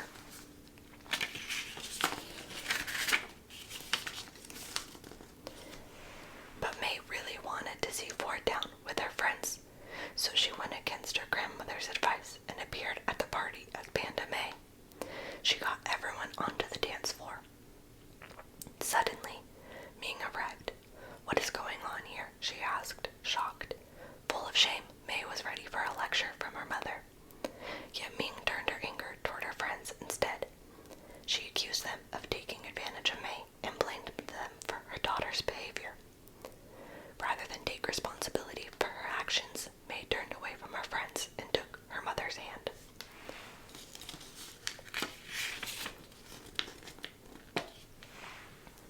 A week later, the same day as the Four Town concert, it was time for the ritual. As the lunar eclipse began, the family sang. A circle lit up around May. This circle was the doorway to the astral realm. May floated, and suddenly there was a bright flash of light. May found herself alone, standing in front of a mystical mirror. To seal the panda away forever, she began to push through the mirror. May was almost on the other side when her panda self appeared. May realized the panda was a part of her, and she refused to seal it away. Determined, May turned around and went back through the mirror.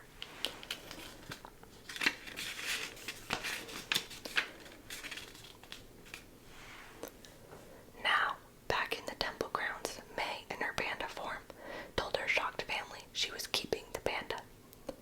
As May ran from her family's grasping hands, Ming fell to the ground, cracking her jade pendant. "I'm going to the concert," cried May as she sprinted out of the gates. Suddenly, Ming's pendant shattered completely, releasing her enraged red panda spirit. May rushed to the stadium and spotted her friends in the crowd. She told them that she couldn't do the ritual. "The panda's a part of me, and you guys are too." She apologized for letting them down, and they all hugged and laughed.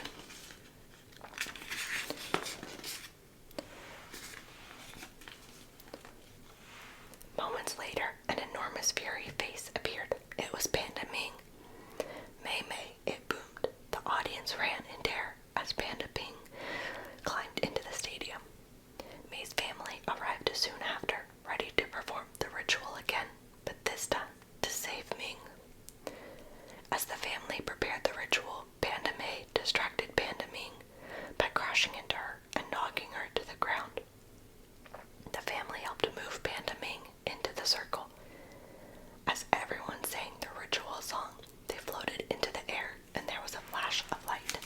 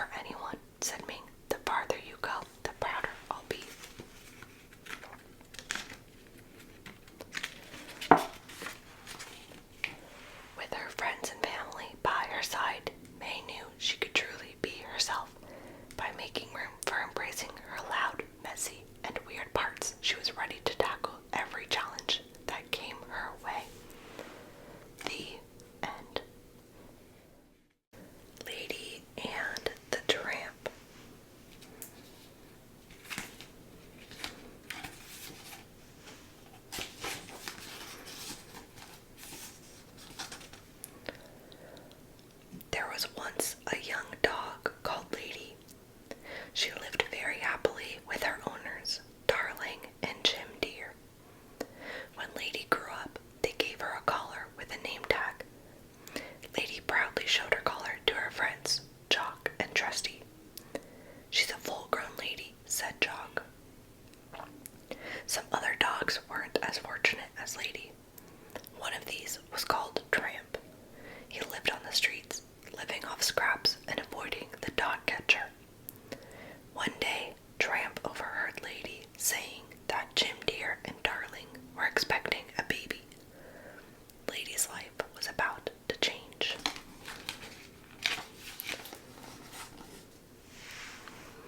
A little while later, when Jim Deer and Darling decided to take a trip, Aunt Sarah came to look after the baby.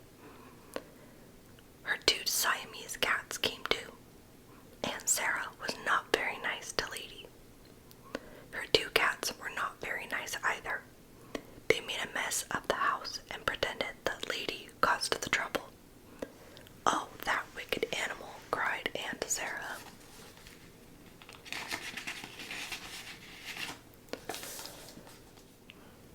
"Oh, poor kid," said Tramp, looking at Lady's muzzle.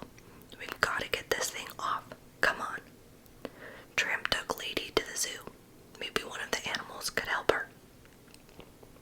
The apes, the alligator, and the hyena were no help at all. Then Lady and Tramp found the beaver. He loved to chew and soon bit right through the muzzle strap.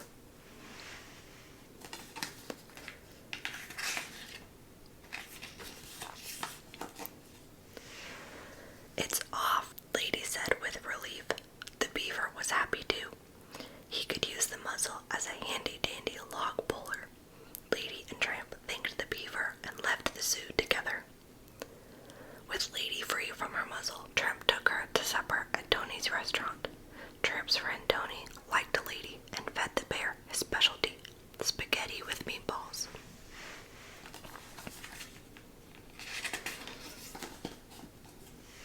Tramp and Lady accidentally picked up the same piece of spaghetti. The next thing they knew, they were kissing. Lady and Tramp were falling in love. They went to watch the moon rise over the city. The next morning, on the way home, Lady and Tramp passed a chicken coop. "Ever chased chickens?" Tramp asked. He quickly dug his way inside the coop. Lady did not like the idea, but she followed him anyway. The chickens ran around the yard squawking and squealing. Suddenly, the farmer arrived.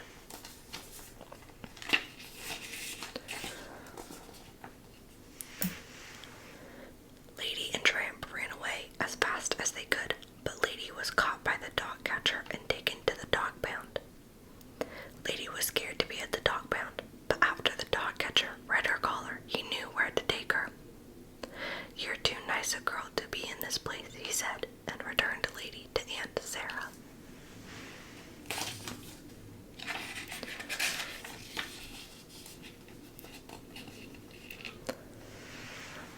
At home, Aunt Sarah chained Lady to the doghouse in the garden. Lady was so sad, even Jock and Trusty could not cheer her up. Then Tramp arrived. Lady was angry with him. She thought Tramp had only looked out for himself and had let her get caught. He tried to explain. "I thought you were right behind me. Honest," he said. "Goodbye, and take this with you," Lady said, returning a bone that Tramp had given to her.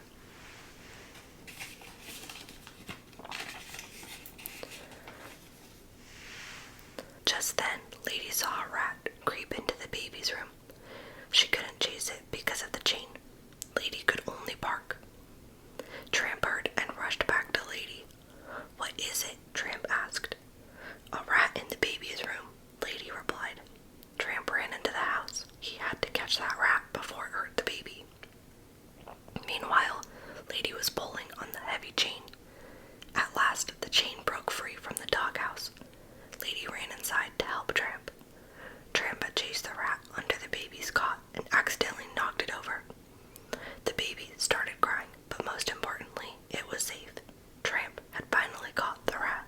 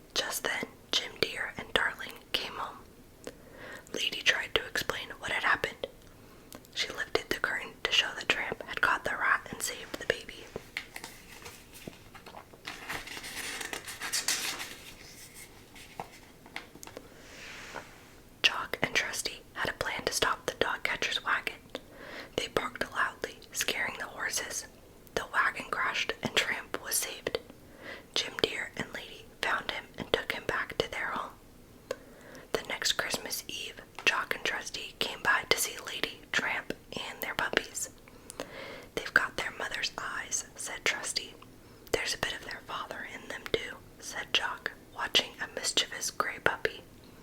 Everyone was happy that Tramp had become part of the family. The end. Finding Nemo.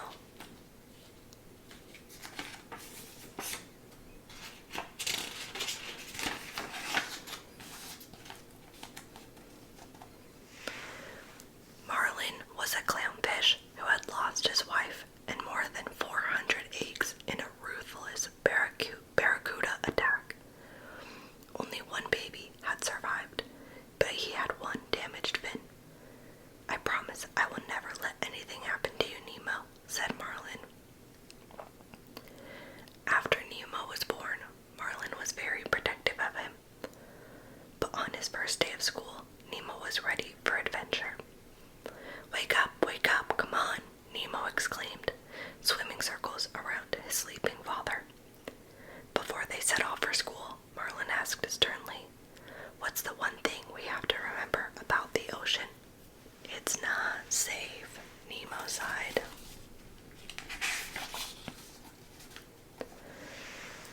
Marlin dropped Nemo at school, but Nemo and some friends from his class snuck off together, daring each other to swim out into the open ocean. Nemo was nervous and didn't venture very far, but it was way too far for Marlin, who was watching nearby.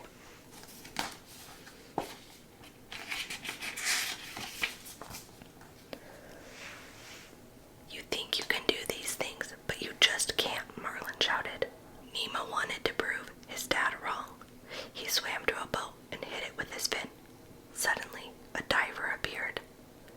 In a flash, the diver had scooped Nemo up in a net. Marlin raced to the surface as the diver sped away. There was nothing he could do to save his precious son. Their boat raced off so quickly that a diver's mask fell overboard.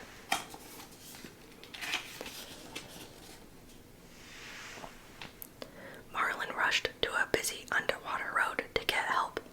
"Has anybody seen a boat?" he cried. A blue tang named Dory told him that she had seen a boat. However, Dory had a very bad memory. 1 minute later, she couldn't even remember why Marlin was following her or who he even was. Confused, Marlin turned to swim away, only to meet a huge shark. He was called Bruce, and he was trying to be a vegetarian. He wanted Marlin and Dory to meet his like-minded buddies. Dory, who was as enthusiastic as she was forgetful, thought it was a wonderful idea. A terrified Marlin did not.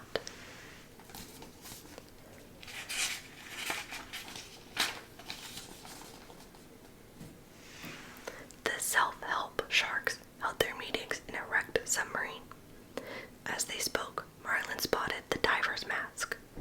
Dory wanted to show it to the sharks, but Marlin didn't. As they tussled, Dory bumped her nose and it bled a little. Bruce got a sudden craving for a fish dinner. As Dory and Marlin tried to escape, a nearby underwater minefield exploded.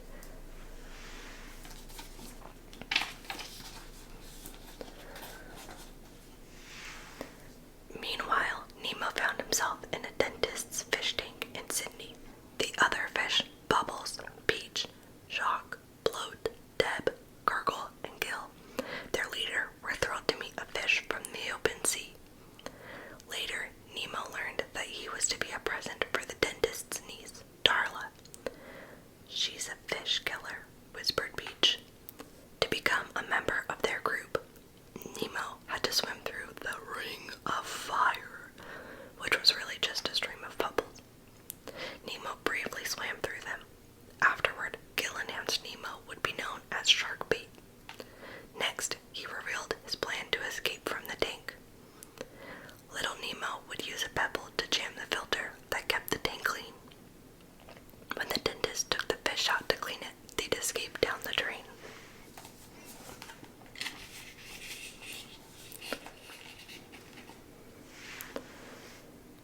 Back in the ocean, Dory had dropped the mask into a deep trench. She and Marlin swam after it and ran into an anglerfish. Suddenly, Dory remembered she could read. There was an address on the mask. They quickly escaped and set off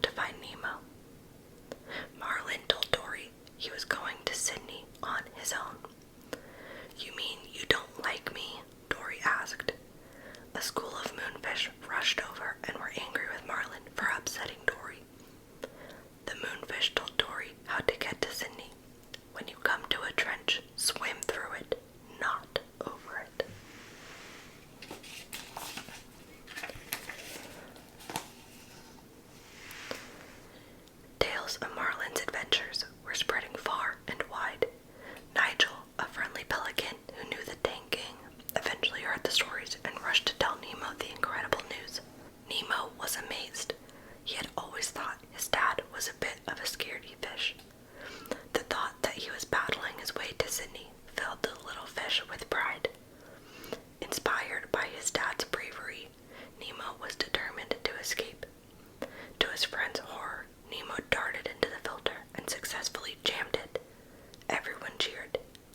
The tank water was soon slimy and green. The dentist was going to have to clean the tank before Darla arrived.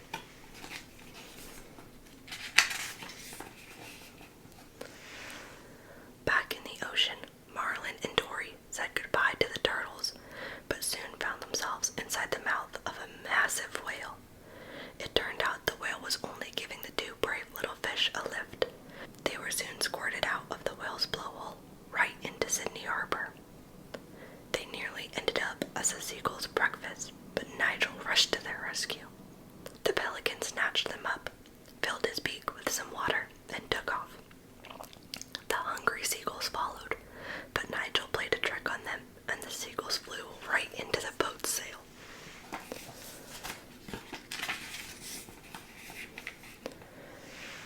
Inside, the dentist had cleaned the tank water with a new automated cleaner while the fish were still in the tank. The escape plan was ruined. Darla had arrived, so Nemo was plopped into a bag. Nemo played dead, hoping that he would get flushed down the toilet and out into the ocean. Nigel arrived with Marlin and Dory. They saw Nemo floating upside down. The dentist quickly shooed Nigel away, but in the commotion, he dropped Nemo and the bag burst open. As Darla reached out to grab him, Gil flipped himself onto the tray beside Nemo. He then smacked a dental mirror, catapulting Nemo into the spit sink. The little fish escaped down the drain.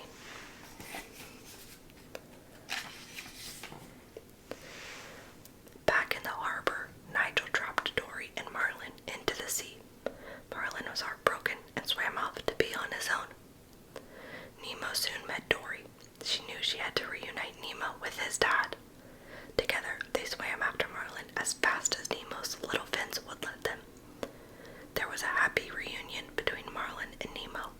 Marlin realized that even though Nemo was a little fish, he was capable of doing very big things. The end. Ariel and the Aquamarine Jewel.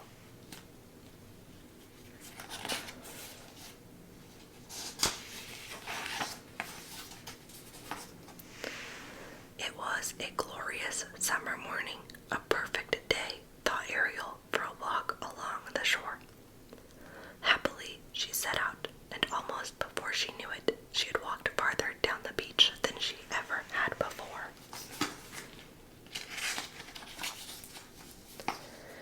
In fact, Ariel was about to turn back when her foot struck something hard in the sand.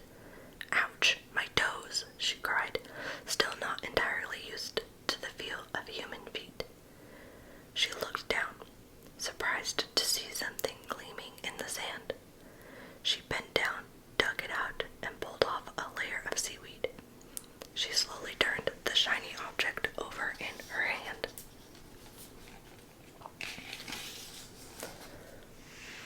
"What you got there, princess?" her friend Scuttle asked. "Looks like a piece of that sweet knobbly bloop you humans like so much. Yum! Can I have a taste?" And with that, he stuck out his tongue and licked it.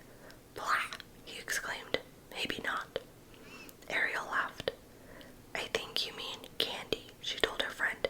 "And no, I don't think it's that. I think it's a jewel," she cried.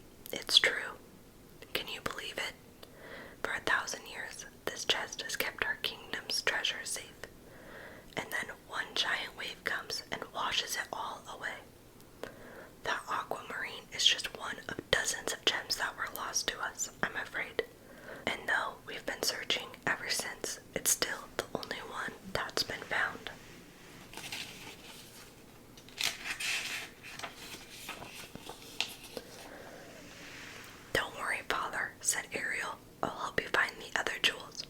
After all, I'm a pretty good treasure hunter if I do say so myself. And with a swish of her tail, she was off. First, Ariel decided to search the old sunken ship, a place she still knew like the back of her fin. In and out of the galleon she swam until she had found close to a dozen of the missing jewels.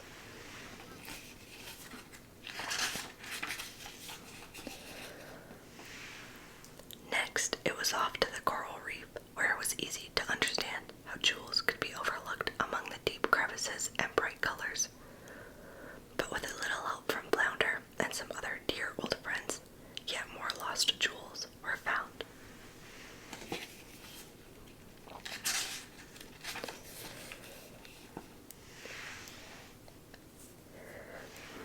In fact, by the time the tide turned, Atlantica's treasure chest was full once more. Ariel, on behalf of Atlantica, I thank you, said King Triton. I'm just glad all the jewels are back where they belong, she replied. The king thought for a moment. Actually, he said thoughtfully, I'm not sure that they are all where they belong, quite yet. And he reached out into the treasure chest and pulled out the first and by far the most beautiful aquamarine that Ariel had found. Then, giving Ariel a kiss on the top of her head, King Triton placed the jewel around her neck.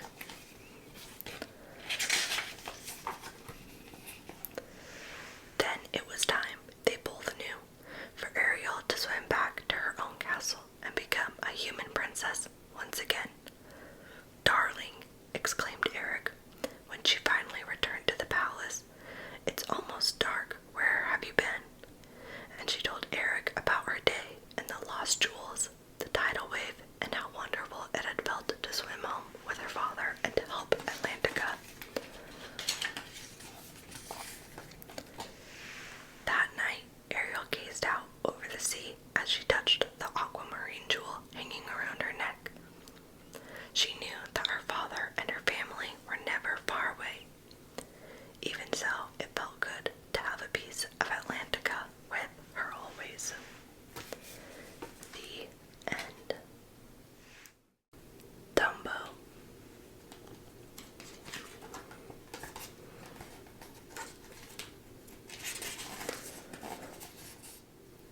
One special day, Mr. Stork flew down and landed on the roof of a train car.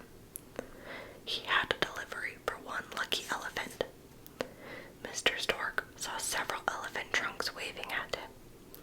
He hopped into their train car and asked, which one of you ladies is expecting a little bundle of joy? Right over there, the elephants answered, pointing to Mrs. Jumbo. Everyone cooed when the bundle fell open. Achoo! The little elephant sneezed. His ears, which had been neatly tucked behind his head, flopped open. They were enormous. Why, with those ears, you should call him Dumbo, one of them said, laughing.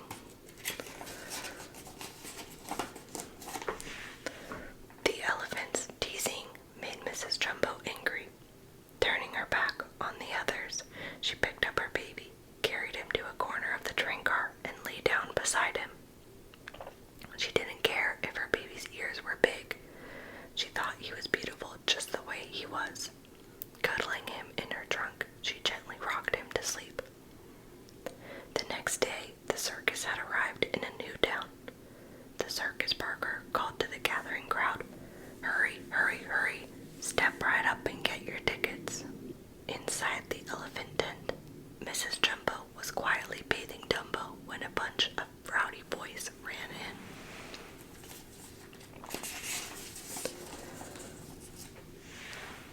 They laughed and jeered at Dumbo, then pulled his ears.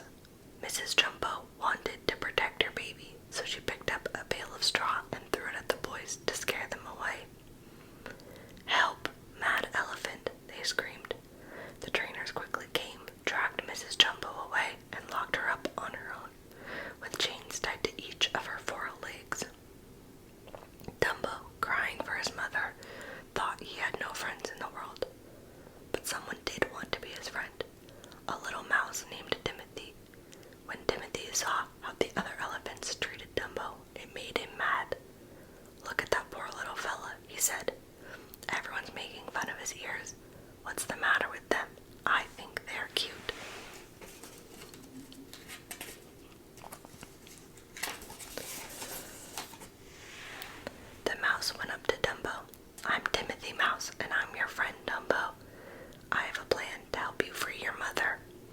all we gotta do is make you a big star.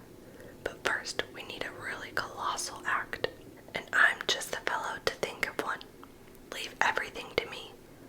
At that, Dumbo forgot all about being scared. The next day, Timothy had put his plan to make Dumbo a star into action. The ringmaster blew his whistle, and Dumbo and Timothy watched as the elephant pyramid rose higher and higher until it almost reached the top of the tent. It was soon Dumbo's turn. All he had to do was reach the very top of the pyramid.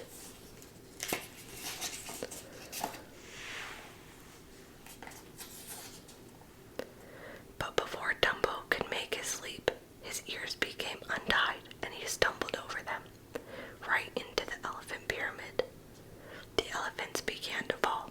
Trumpeting and bellowing, they tumbled down, crashing into beams, platforms, and bleachers. They smacked into walls and pulled down wires and ropes. Finally, they crashed into the center tent pole. With a huge groan, the tent collapsed. Dumbo was left sitting alone and sad in the middle of the ruins. The very next show, the clowns painted Dumbo's face and dressed him as a baby. They put him on a tiny platform high up in a building, surrounded by crackling fake flames. Dumbo stood, shaking with fear, while far below, clowns dressed as firemen ran around squirting hoses at each other.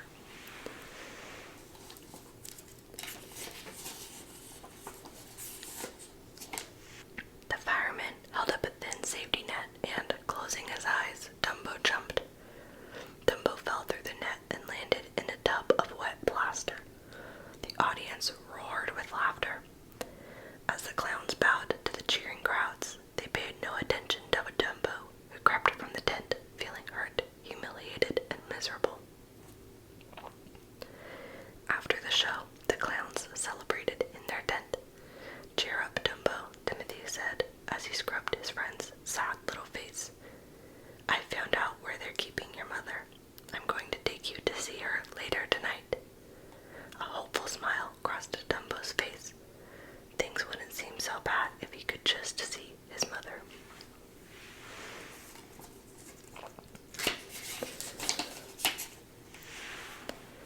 Later that night, Timothy took Dumbo to the wagon where his mother was chained. "Mrs. Jumbo, someone to see you," Timothy called. Mrs. Jumbo put her trunk through the bars of the window and stroked Dumbo's head. She wrapped her trunk around Dumbo and rocked him lovingly. At last, it was time to leave.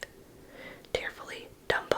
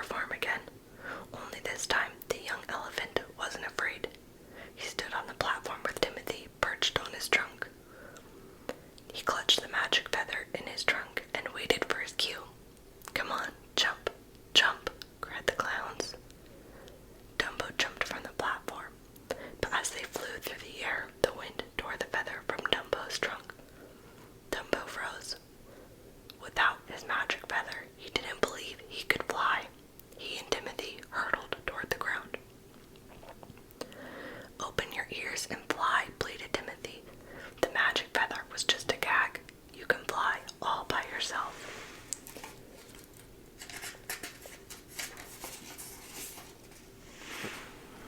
Dumbo heard Timothy's words and believed them, and what's more, he believed in himself. At the last second, Dumbo spread his ears and began to soar up and up. The astonished audience went wild as Dumbo chased the clowns around the ring. The crowd roared as he drove to the ringmaster. They applauded thunderously as Dumbo did the loop-the-loops, rolls, and spins in the air. Dumbo was famous. All the newspapers printed pictures of him and Timothy. Most importantly, Mrs. Jumbo was let out of her cage because the ringmaster was so pleased with Dumbo. Dumbo thought it was great fun being a star, but what he loved best of all was being with his mother once again. The end. Luca.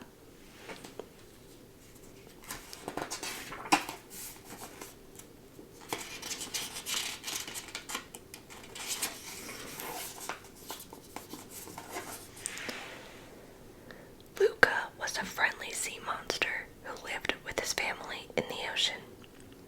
He spent his days herding a flock of goldfish. They always kept his hands full. Do you want to end up like Enrico? He wandered off and was never seen again, Luca said to the flock. Luca looked up at the rays of sunlight penetrating the water. Though he dreamed about life above the surface and often yearned to explore the world above, Luca wasn't allowed to go on land. His parents warned him that humans were dangerous.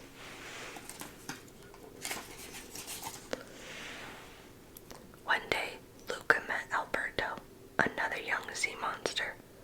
Alberto loved to collect human treasures from the seabed, but Alberto accidentally took Luca's shepherding crook. Luca chased him all the way to the surface. When they reached land, Luca and Alberto transformed into humans. Alberto took Luca to his hideout. He said his dad wasn't around much, so he was able to do whatever he wanted. Luca loved Alberto's collection of human stuff. He was especially fascinated by a poster of a Vespa. The pair decided to build a Vespa of their very own. They got started right away.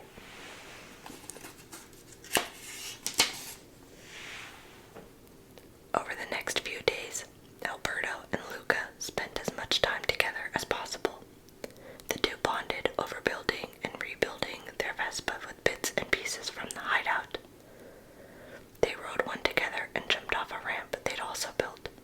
Luca had never had so much fun, but Luca's parents were worried after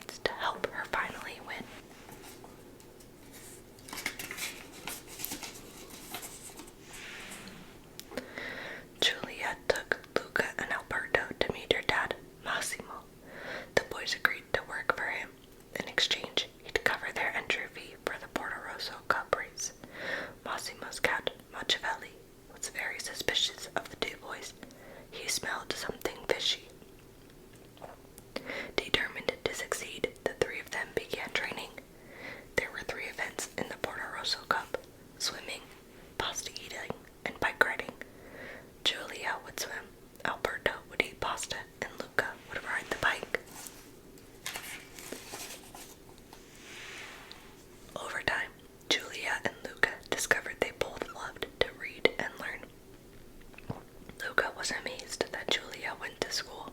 He would read her school books completely absorbed. He wanted to go to school too.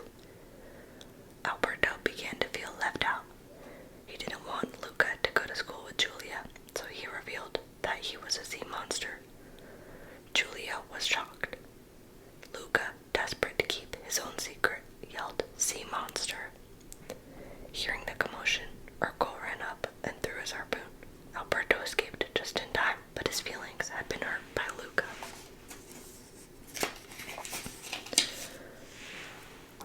Later at her house, Julia told Luca she knew he was a sea monster. He tried to deny it, but Julia threw a glass of water over him, causing him to scale up. Worried for Luca's safety, Julia told him that he couldn't race. Luca went to the hideout and found Alberto. He was angry at Luca and didn't want to race anymore, but Luca wouldn't give up. He promised to win the race and get them a Vespa with the prize money. Finally, the day of the Porto Rosso Cup arrived. Luca decided to race alone. To hide his sea monster identity, he wore a diving suit to avoid transforming in the water. Next, he completed the pasta eating competition. During the bike race, Luca zoomed ahead, but it began to rain. He rushed under an awning to stay dry. Alberto arrived to help Luca, but he got into trouble. The rain transformed him into a sea monster. A crowd trapped Alberto in a net. Luca rescued his friend, but now everyone knew he was a sea monster too. The boys raced away as Urkel chased them with his harpoon. But before Urkel could hurt them, Julia crashed her bike into him. Seeing Julia injured on the ground, Luca and Alberto came to a screeching halt. They climbed off their bike and helped Julia to her feet as the crowd watched on.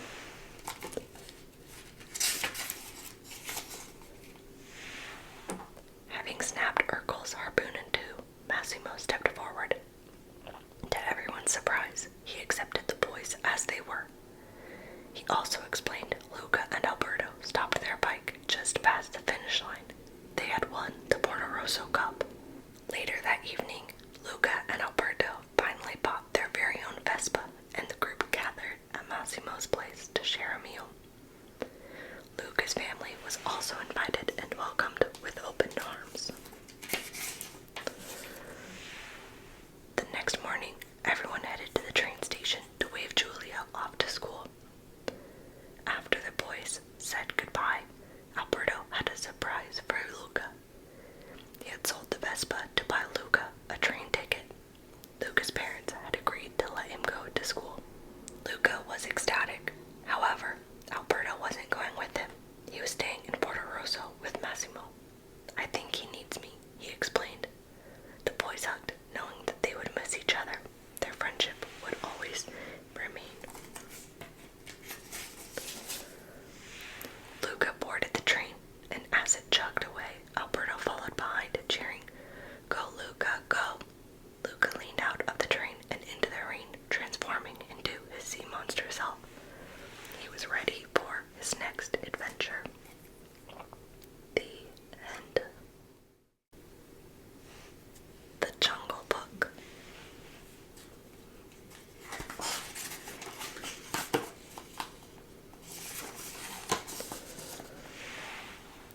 Deep in the jungle, Bagheera, the panther, was out hunting. Suddenly, he heard a strange crying sound coming from the river. He followed the sound and discovered a basket with a tiny baby boy inside. "It's a man cub," said Bagheera. He took the boy to the wolves, as he knew they would look after him. They named the man cub Mowgli. He grew up safe and happy in the jungle. But everything changed when Mowgli was 10 years old. Shere Khan, the man-eating tiger, heard about the man cub and came searching for him. To keep Mowgli safe, Bagheera said he would take him to the man village. Mowgli was angry and upset. He didn't want to leave his home in the jungle. When darkness fell, Bagheera and Mowgli climbed a tree and settled down to sleep on a branch.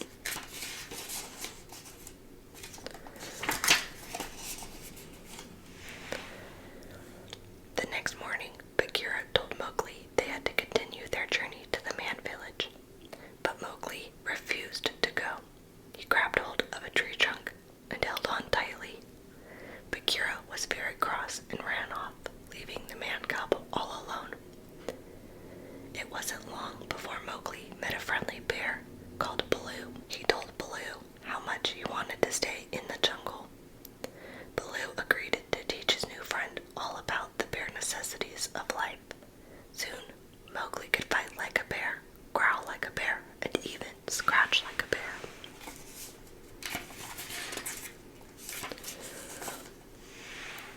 One day, some monkeys suddenly appeared and grabbed Mowgli. Baloo woke with a jump, but it was too late. The monkeys were already carrying Mowgli off to the ruined temple where they lived. Luckily, Bagheera heard Mowgli's cries and rushed to the river to help. He found Baloo, who explained what had happened. At the ruined temple, Louie, king of the apes, was sitting on his throne waiting for the man cub to arrive. Louie offered to help Mowgli stay in the jungle. In return, he wanted to learn how to make fire. But before Mowgli could explain that he didn't know how to do that, Louie declared that they would have a great feast in honor of their guest.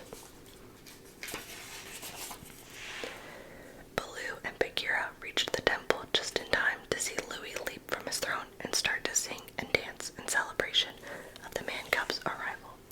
Baloo had an idea. He dressed in some coconut shells and leaves so that he was disguised. Then he waved at Louie. The king was completely fooled by this new arrival and rushed over to dance with them. He had no idea that it was really Baloo in disguise. As Baloo and King Louie were dancing, Bagheera tried to rescue Mowgli. Despite the monkeys guarding the boy, the cunning panther was able to grab his friend. They both escaped with Baloo back into the jungle.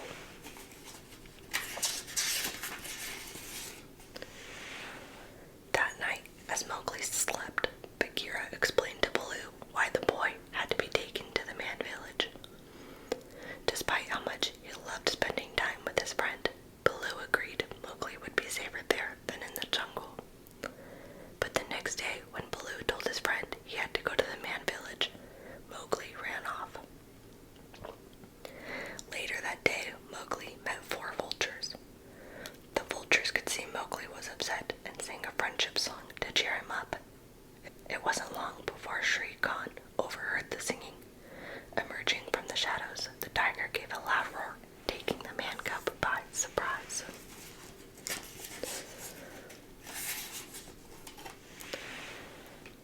Mowgli refused to run from the tiger. Shere Khan counted to 10, then leaped at Mowgli.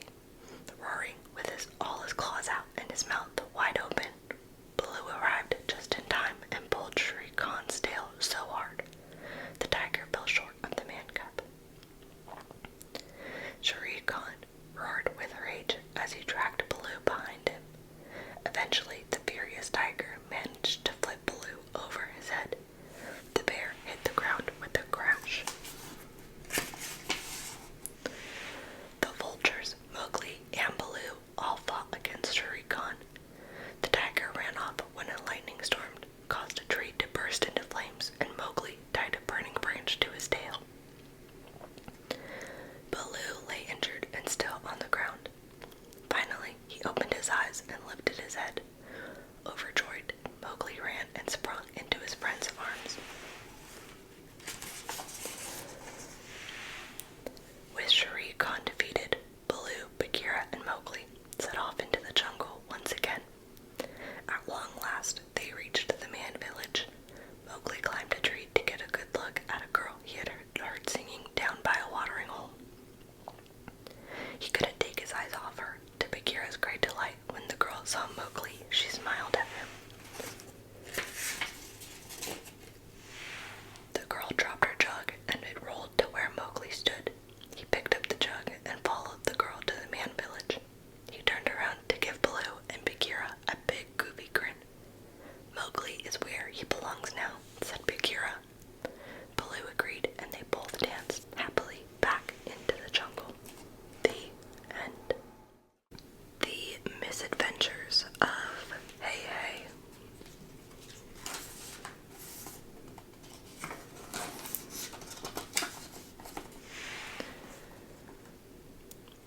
Maui and Moana's canoe hit the shore, and Maui sprinkled a handful of birdseed in front of Heihei.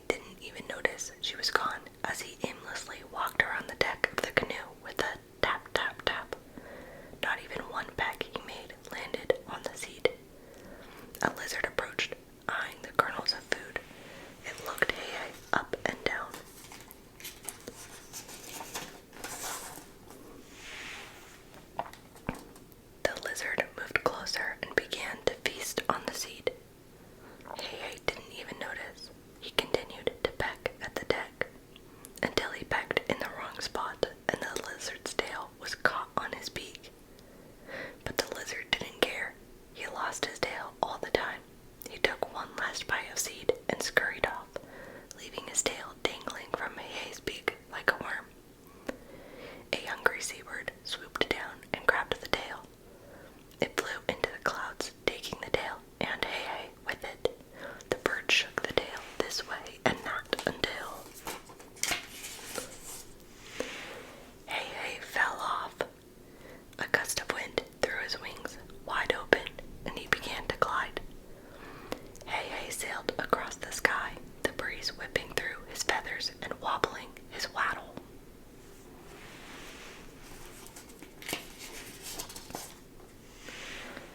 Then Heihei crashed into the rock spire and fell onto a narrow ledge. He clucked and pecked at some soft green moss. Up above Heihei, Maui prepared to open the entrance to Lalotai. He jumped up and landed with a great thud. The spire trembled as the entrance cracked open, and Heihei was bounced off the ledge. Down he went until his foot caught on a tiny branch. He hung there for a moment, then snap! The branch broke. Heihei tumbled down, down, down, until he landed on the shore below. Big square rocks jutted out of the water, piled on top of each other like little mountains. Heihei walked up the rocks. He walked down the rocks. Up and down the rocks went on, and Heihei continued walking. He wandered into shallow water and continued to walk straight into a kelp forest. The long seaweed spiraled around Heihei's body, wrapping him up like a present. As Heihei walked, he collected more and more kelp. He walked slower and slower, dragging the tangled mess of kelp along. He hobbled up a plank of driftwood. It went up, up, up, and up some more. When Heihei neared the end of the plank, it tilted down, down, down, closer to the crashing waves of the ocean. A piece of the kelp that was wrapped around Heihei got stuck in a crack, so instead of walking into the ocean, Heihei marched in place.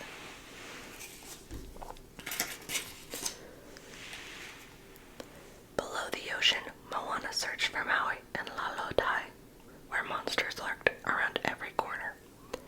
She hid from a group of 8-eyed, oversized bats, but a 4-armed monster appeared and moved toward her. She was cornered. As Moana tried to come up with a plan, a powerful geyser blasted the monster straight up and out of Lalotai.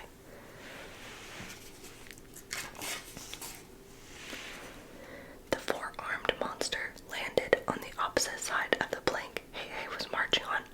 Whoop!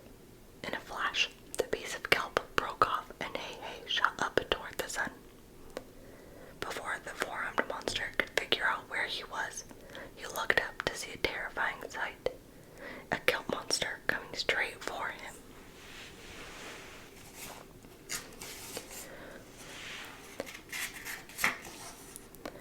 Scared for his life, the 4-armed monster bolted across the ocean, but no matter how fast he ran, the scary creature was right behind him. When he spotted an island covered in boulders, he leaped over the biggest one, trying to get away from the frightening beast. Heihei's seaweed wrapped around the boulder before snapping like a slingshot and flinging Heihei off into the distance. Heihei let out a scream as he sailed across the sky. The 4-armed monster hid in a cave, vowing never to leave.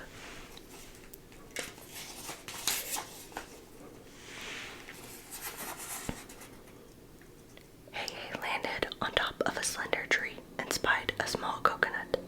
Tap, tap, tap. He pecked at it again and again until he picked up the whole coconut in his beak and swallowed it. As soon as it slid down Heihei's throat, it knocked him off balance and he fell out of the tree. So Heihei coughed up the coconut, gave it a peck, and walked off the island into the water. The ocean had grown tired of his nonsense. Whoosh! It grabbed him and zoomed him back to Moana's canoe.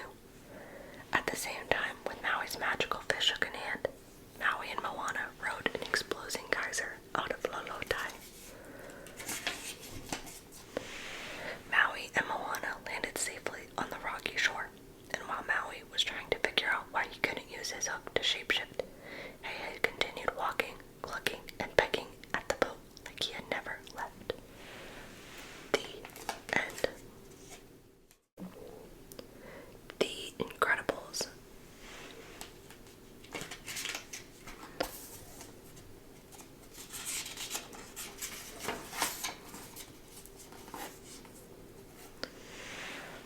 Mr. Incredible and Elastigirl were two of the world's greatest heroes.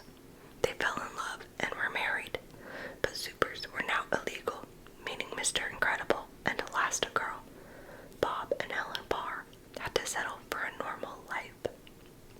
They had a girl called Violet, a boy called Dash, and a baby called Jack Jack.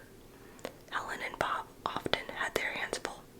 Bob worked at an insurance company, but he longed to be a super again. One night, Bob was contacted by a woman called Mirage.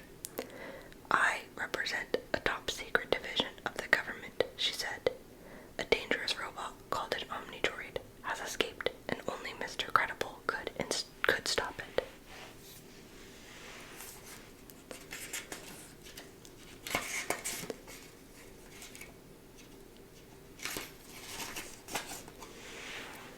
Mr. Incredible was taken to an island where Mirage explained the mission. "And don't die," added Mirage. Mr. Incredible soon found the robot and the fight began. The Omnidroid was a fast learner, but using all his hero skills, Mr. Incredible was able to defeat it. Mirage watched the fight, joined by a mysterious stranger. "Surprising," said the stranger, deep in thought.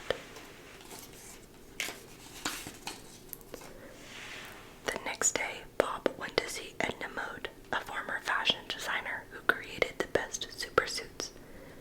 She agreed to help, but insisted on creating a new, bold, and dramatic outfit for Bob. Meanwhile, Helen was starting to become suspicious of Bob's strange behavior, especially after she found a blonde hair on his jacket. Helen promised herself that she would keep a close eye on Bob. As Mr. Incredible arrived on the island once more, he was suddenly attacked by another Omnidroid.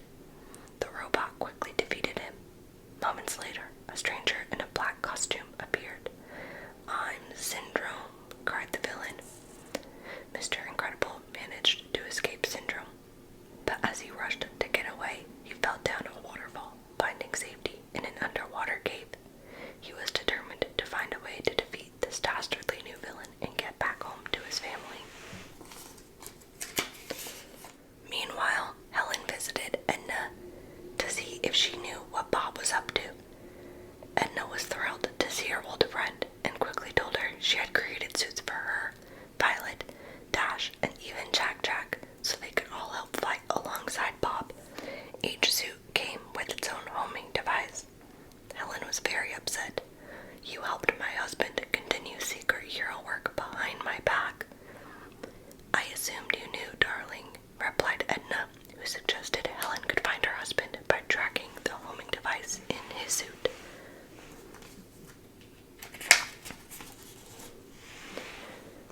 Back on the island, Mr. Incredible had snuck into Syndrome's space by hacking into the computer system. He discovered Syndrome was planning on using his Omnidroid to attack the city.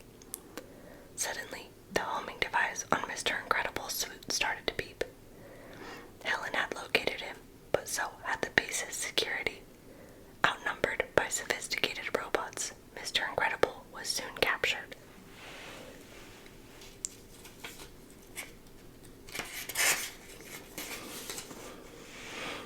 Helen knew she had to become Elastigirl once again, so Elastigirl borrowed a jet and set off following the homing device. Partway through her journey, she discovered Violet and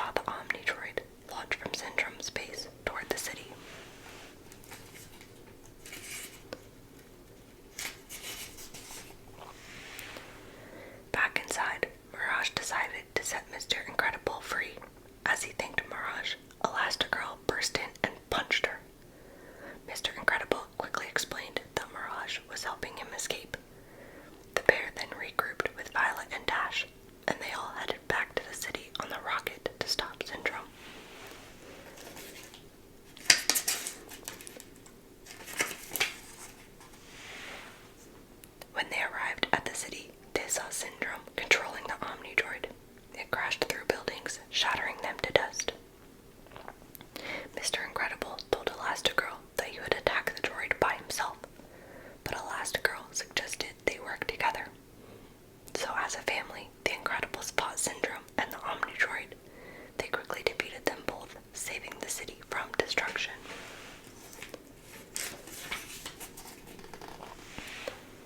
The city was once again a safer place, at least for a short while.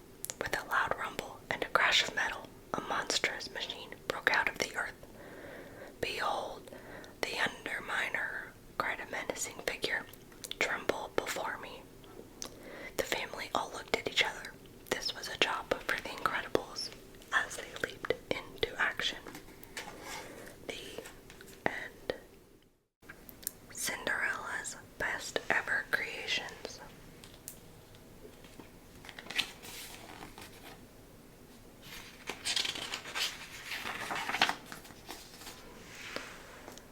Every year, Princess Cinderella receives invites to many grand events around the kingdom.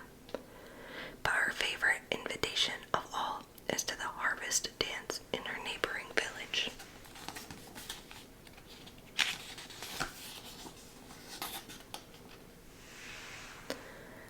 This year, Cinderella wanted to do something special for the villagers. "I know," she said to her mice friends. "There are 4 little girls in the village. I'm going to make each of them a new dress." "That's a great idea," squeaked Jack.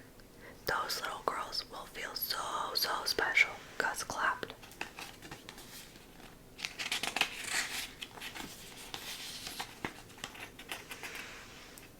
So Cinderella set to work creating the first beautiful little dress.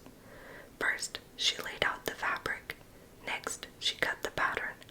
Then, she sewed together all of the pieces.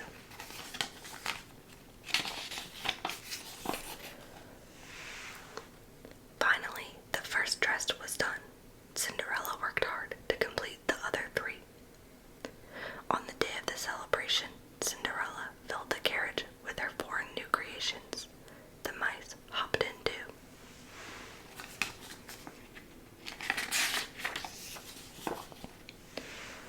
As they reached the village, the girls ran out to greet them. "Here they come," squealed Gus. "But wait, shouted Jack. "There are 5 of them." "There must be a new family in the village," said Cinderella. "What are we going to do?"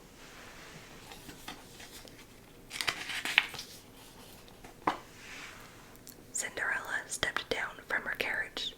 "To thank you all for inviting me, I wanted to surprise you with new dresses," she said. "But I'm afraid I've only made 4. Don't worry though, I have an idea for how we can make a 5th.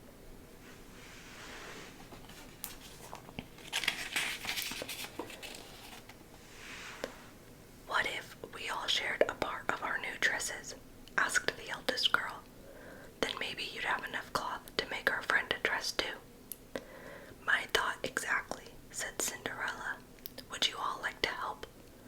The girls didn't waste a moment. They carried their dresses to a nearby table and laid them down gently.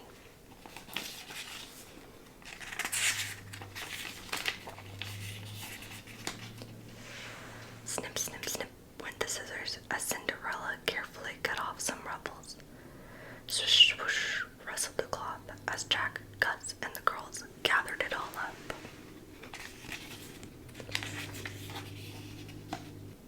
As Cinderella started assembling the new dress, the girls found more ways to share. "You can use some purple bows from my dress for decoration," said one of the girls. "Here's some blue fabric from mine," added another. "Here's my yellow fabric," added another. "And here's some of my pink fabric," added yet another.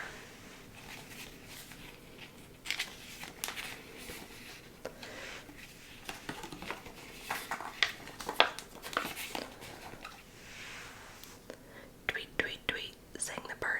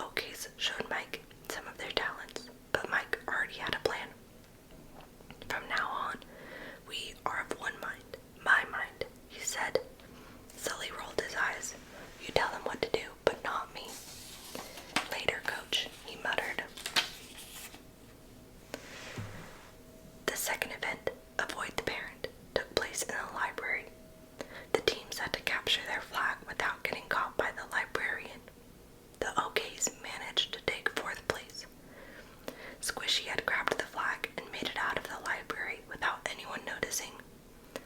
To help build their confidence further, Mike decided to take everyone to Monsters, Inc. They snuck up onto the roof and looked down onto the scare floor. They saw that scares came in all shapes and sizes. Everyone was inspired. Mike and Sully both admitted that they had been behaving badly. They agreed they needed to start working together.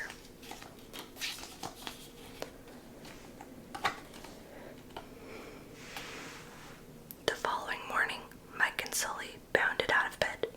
They couldn't wait to begin training for the next event. Mike worked on getting the team in tip-top shape. He taught them how to sneak into a bedroom, how to drop to the floor, and how to dodge teenagers.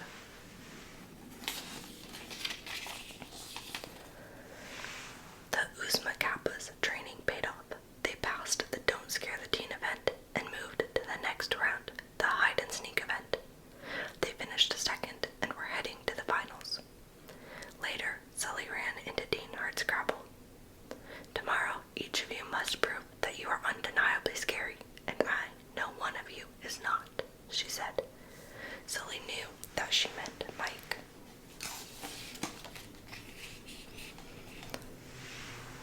The Roars and the OKs were going head-to-head in the final Scare Games event. Each competitor had to perform a scare in a simulator. Mike was the last member of the OKs to go. He entered the room, snuck up to the bed, leaped out, and roared. The robot child sat bolt upright and screamed. Mike's scare had given the OKs the highest score. They had won the Scare Games. The entire amphitheater burst into cheers and applause. "We're in the scaring program," cried Sully,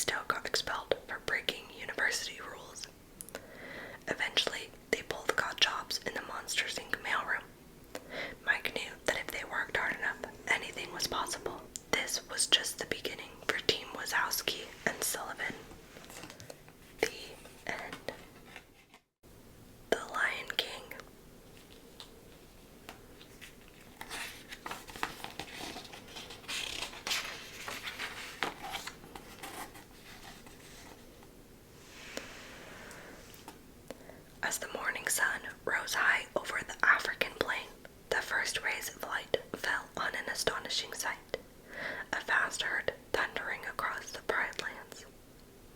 From the strongest elephants to the swiftest zebras, the animals moved toward Pride Rock, where they were to celebrate the birth of Mufasa's son.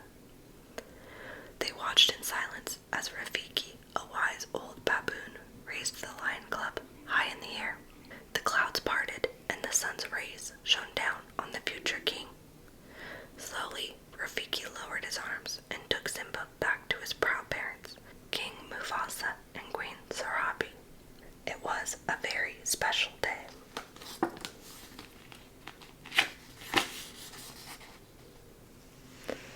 Time passed quickly for little Simba. One day, Mufasa led the little cub to the top of Pride Rock.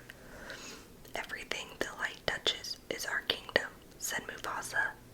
"One day, Simba, the sun will set on my time here and will rise with you as the new king." Later that day, Simba met his uncle, Scar. The cub proudly told Scar that his father had shown him the whole of his future kingdom. "Did he show you what's beyond that rise at the border?" Scar asked slyly. "He said I can't go there," replied Simba. "He's absolutely right," said Scar. "Only the bravest lions go there. An elephant graveyard is no place for a young prince."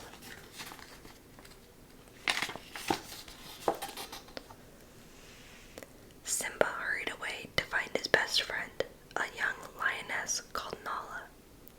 He knew it was wrong, but Simba had decided to visit the elephant graveyard with Nala. He had no idea that Scar had ordered 3 hyenas to go there too. Scar wanted them to kill the cub as the first step in his plan to take over Mufasa's kingdom. Though Simba had lied to his mother about where they were going, Sarabi still insisted Zazu, the king's advisor, went with them. Luckily, Simba had a plan. The young cubs suddenly darted in between a herd of zebras and left Zazu far behind.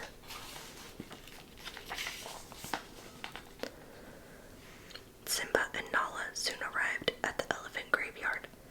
Simba was looking at a skull when Zazu finally caught up with them. He warned them to leave at once, but it was already too late. They were trapped. The 3 hyenas had surrounded them, laughing menacingly and licking their lips. Simba took a deep breath and tried to roar, but only a squeak came out. The hyenas laughed hysterically. Roar! The 3 hyenas looked around into the eyes of King Mufasa. The king slapped and smacked them with his huge paws until the hyenas fled, howling into the mist. Mufasa sent Nala and Zazu ahead and walked slowly home with his son. "You deliberately disobeyed me," said Mufasa. "I'm sorry," replied Simba sadly. "Let's go home," said Mufasa. Simba followed his father. His head dropped in shame. The moon shone brightly above them, and the stars twinkled in the dark sky. Mufasa stopped. "The great kings of the past look down on us from those stars," he explained. "Just remember that those kings will always be there to guide you, and so will I." By the next day, Scar had a new plan to get rid of Mufasa and Simba. He led Simba to the bottom of a gorge and told him to wait for his father. Then the hyenas started a stampede among a herd of wildebeest. At that moment, Mufasa was walking along a ridge with Zazu. When he saw his son, the king raced down the gorge and rescued him, but he could not save himself. He fell onto an overhanging rock as the wildebeest swept by him. Looking up, he saw his brother. "Brother, help me," he cried.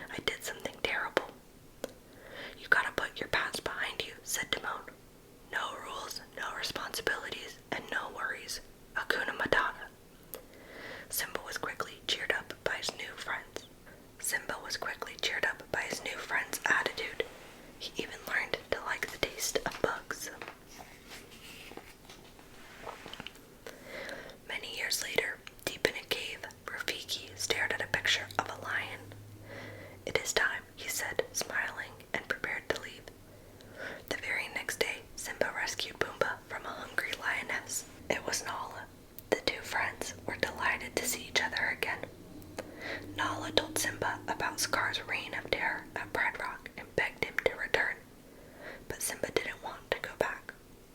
Instead, Simba showed Nala his favorite places in the jungle. He wanted to tell Nala all about what had happened with his father, but he was too ashamed. After spending time with his friend, Simba wanted to be alone. That night, Simba lay by a stream thinking. He heard a noise and looked up. It was Rafiki. Simba followed him to the edge of the stream. As Simba looked into the water, his reflection gradually changed shape and became his father's. The reflection rose into the sky, and Simba heard Mufasa's voice. You must take your place in the circle of life. You are my son and the one true king. Then the reflection and Rafiki disappeared. Simba knew he had to face his past.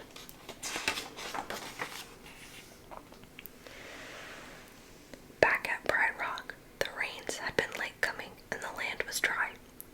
The hyenas paced impatiently around King's car. Storm clouds gathered and a lightning bolt scorched the earth as the dry grasses caught fire. Flames swept toward Pride Rock.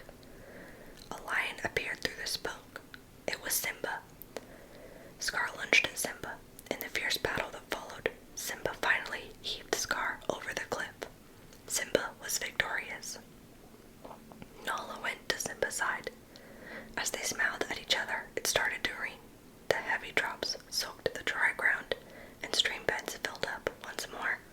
The plains came back to life, and the herds returned. One dawn, the animals and birds made their way again to the foot of Pride Rock. Watched by everyone, Rafiki picked up a tiny cub. He showed the new princess, the daughter of King Simba, and Queen Nala to the cheering crowd below. The circle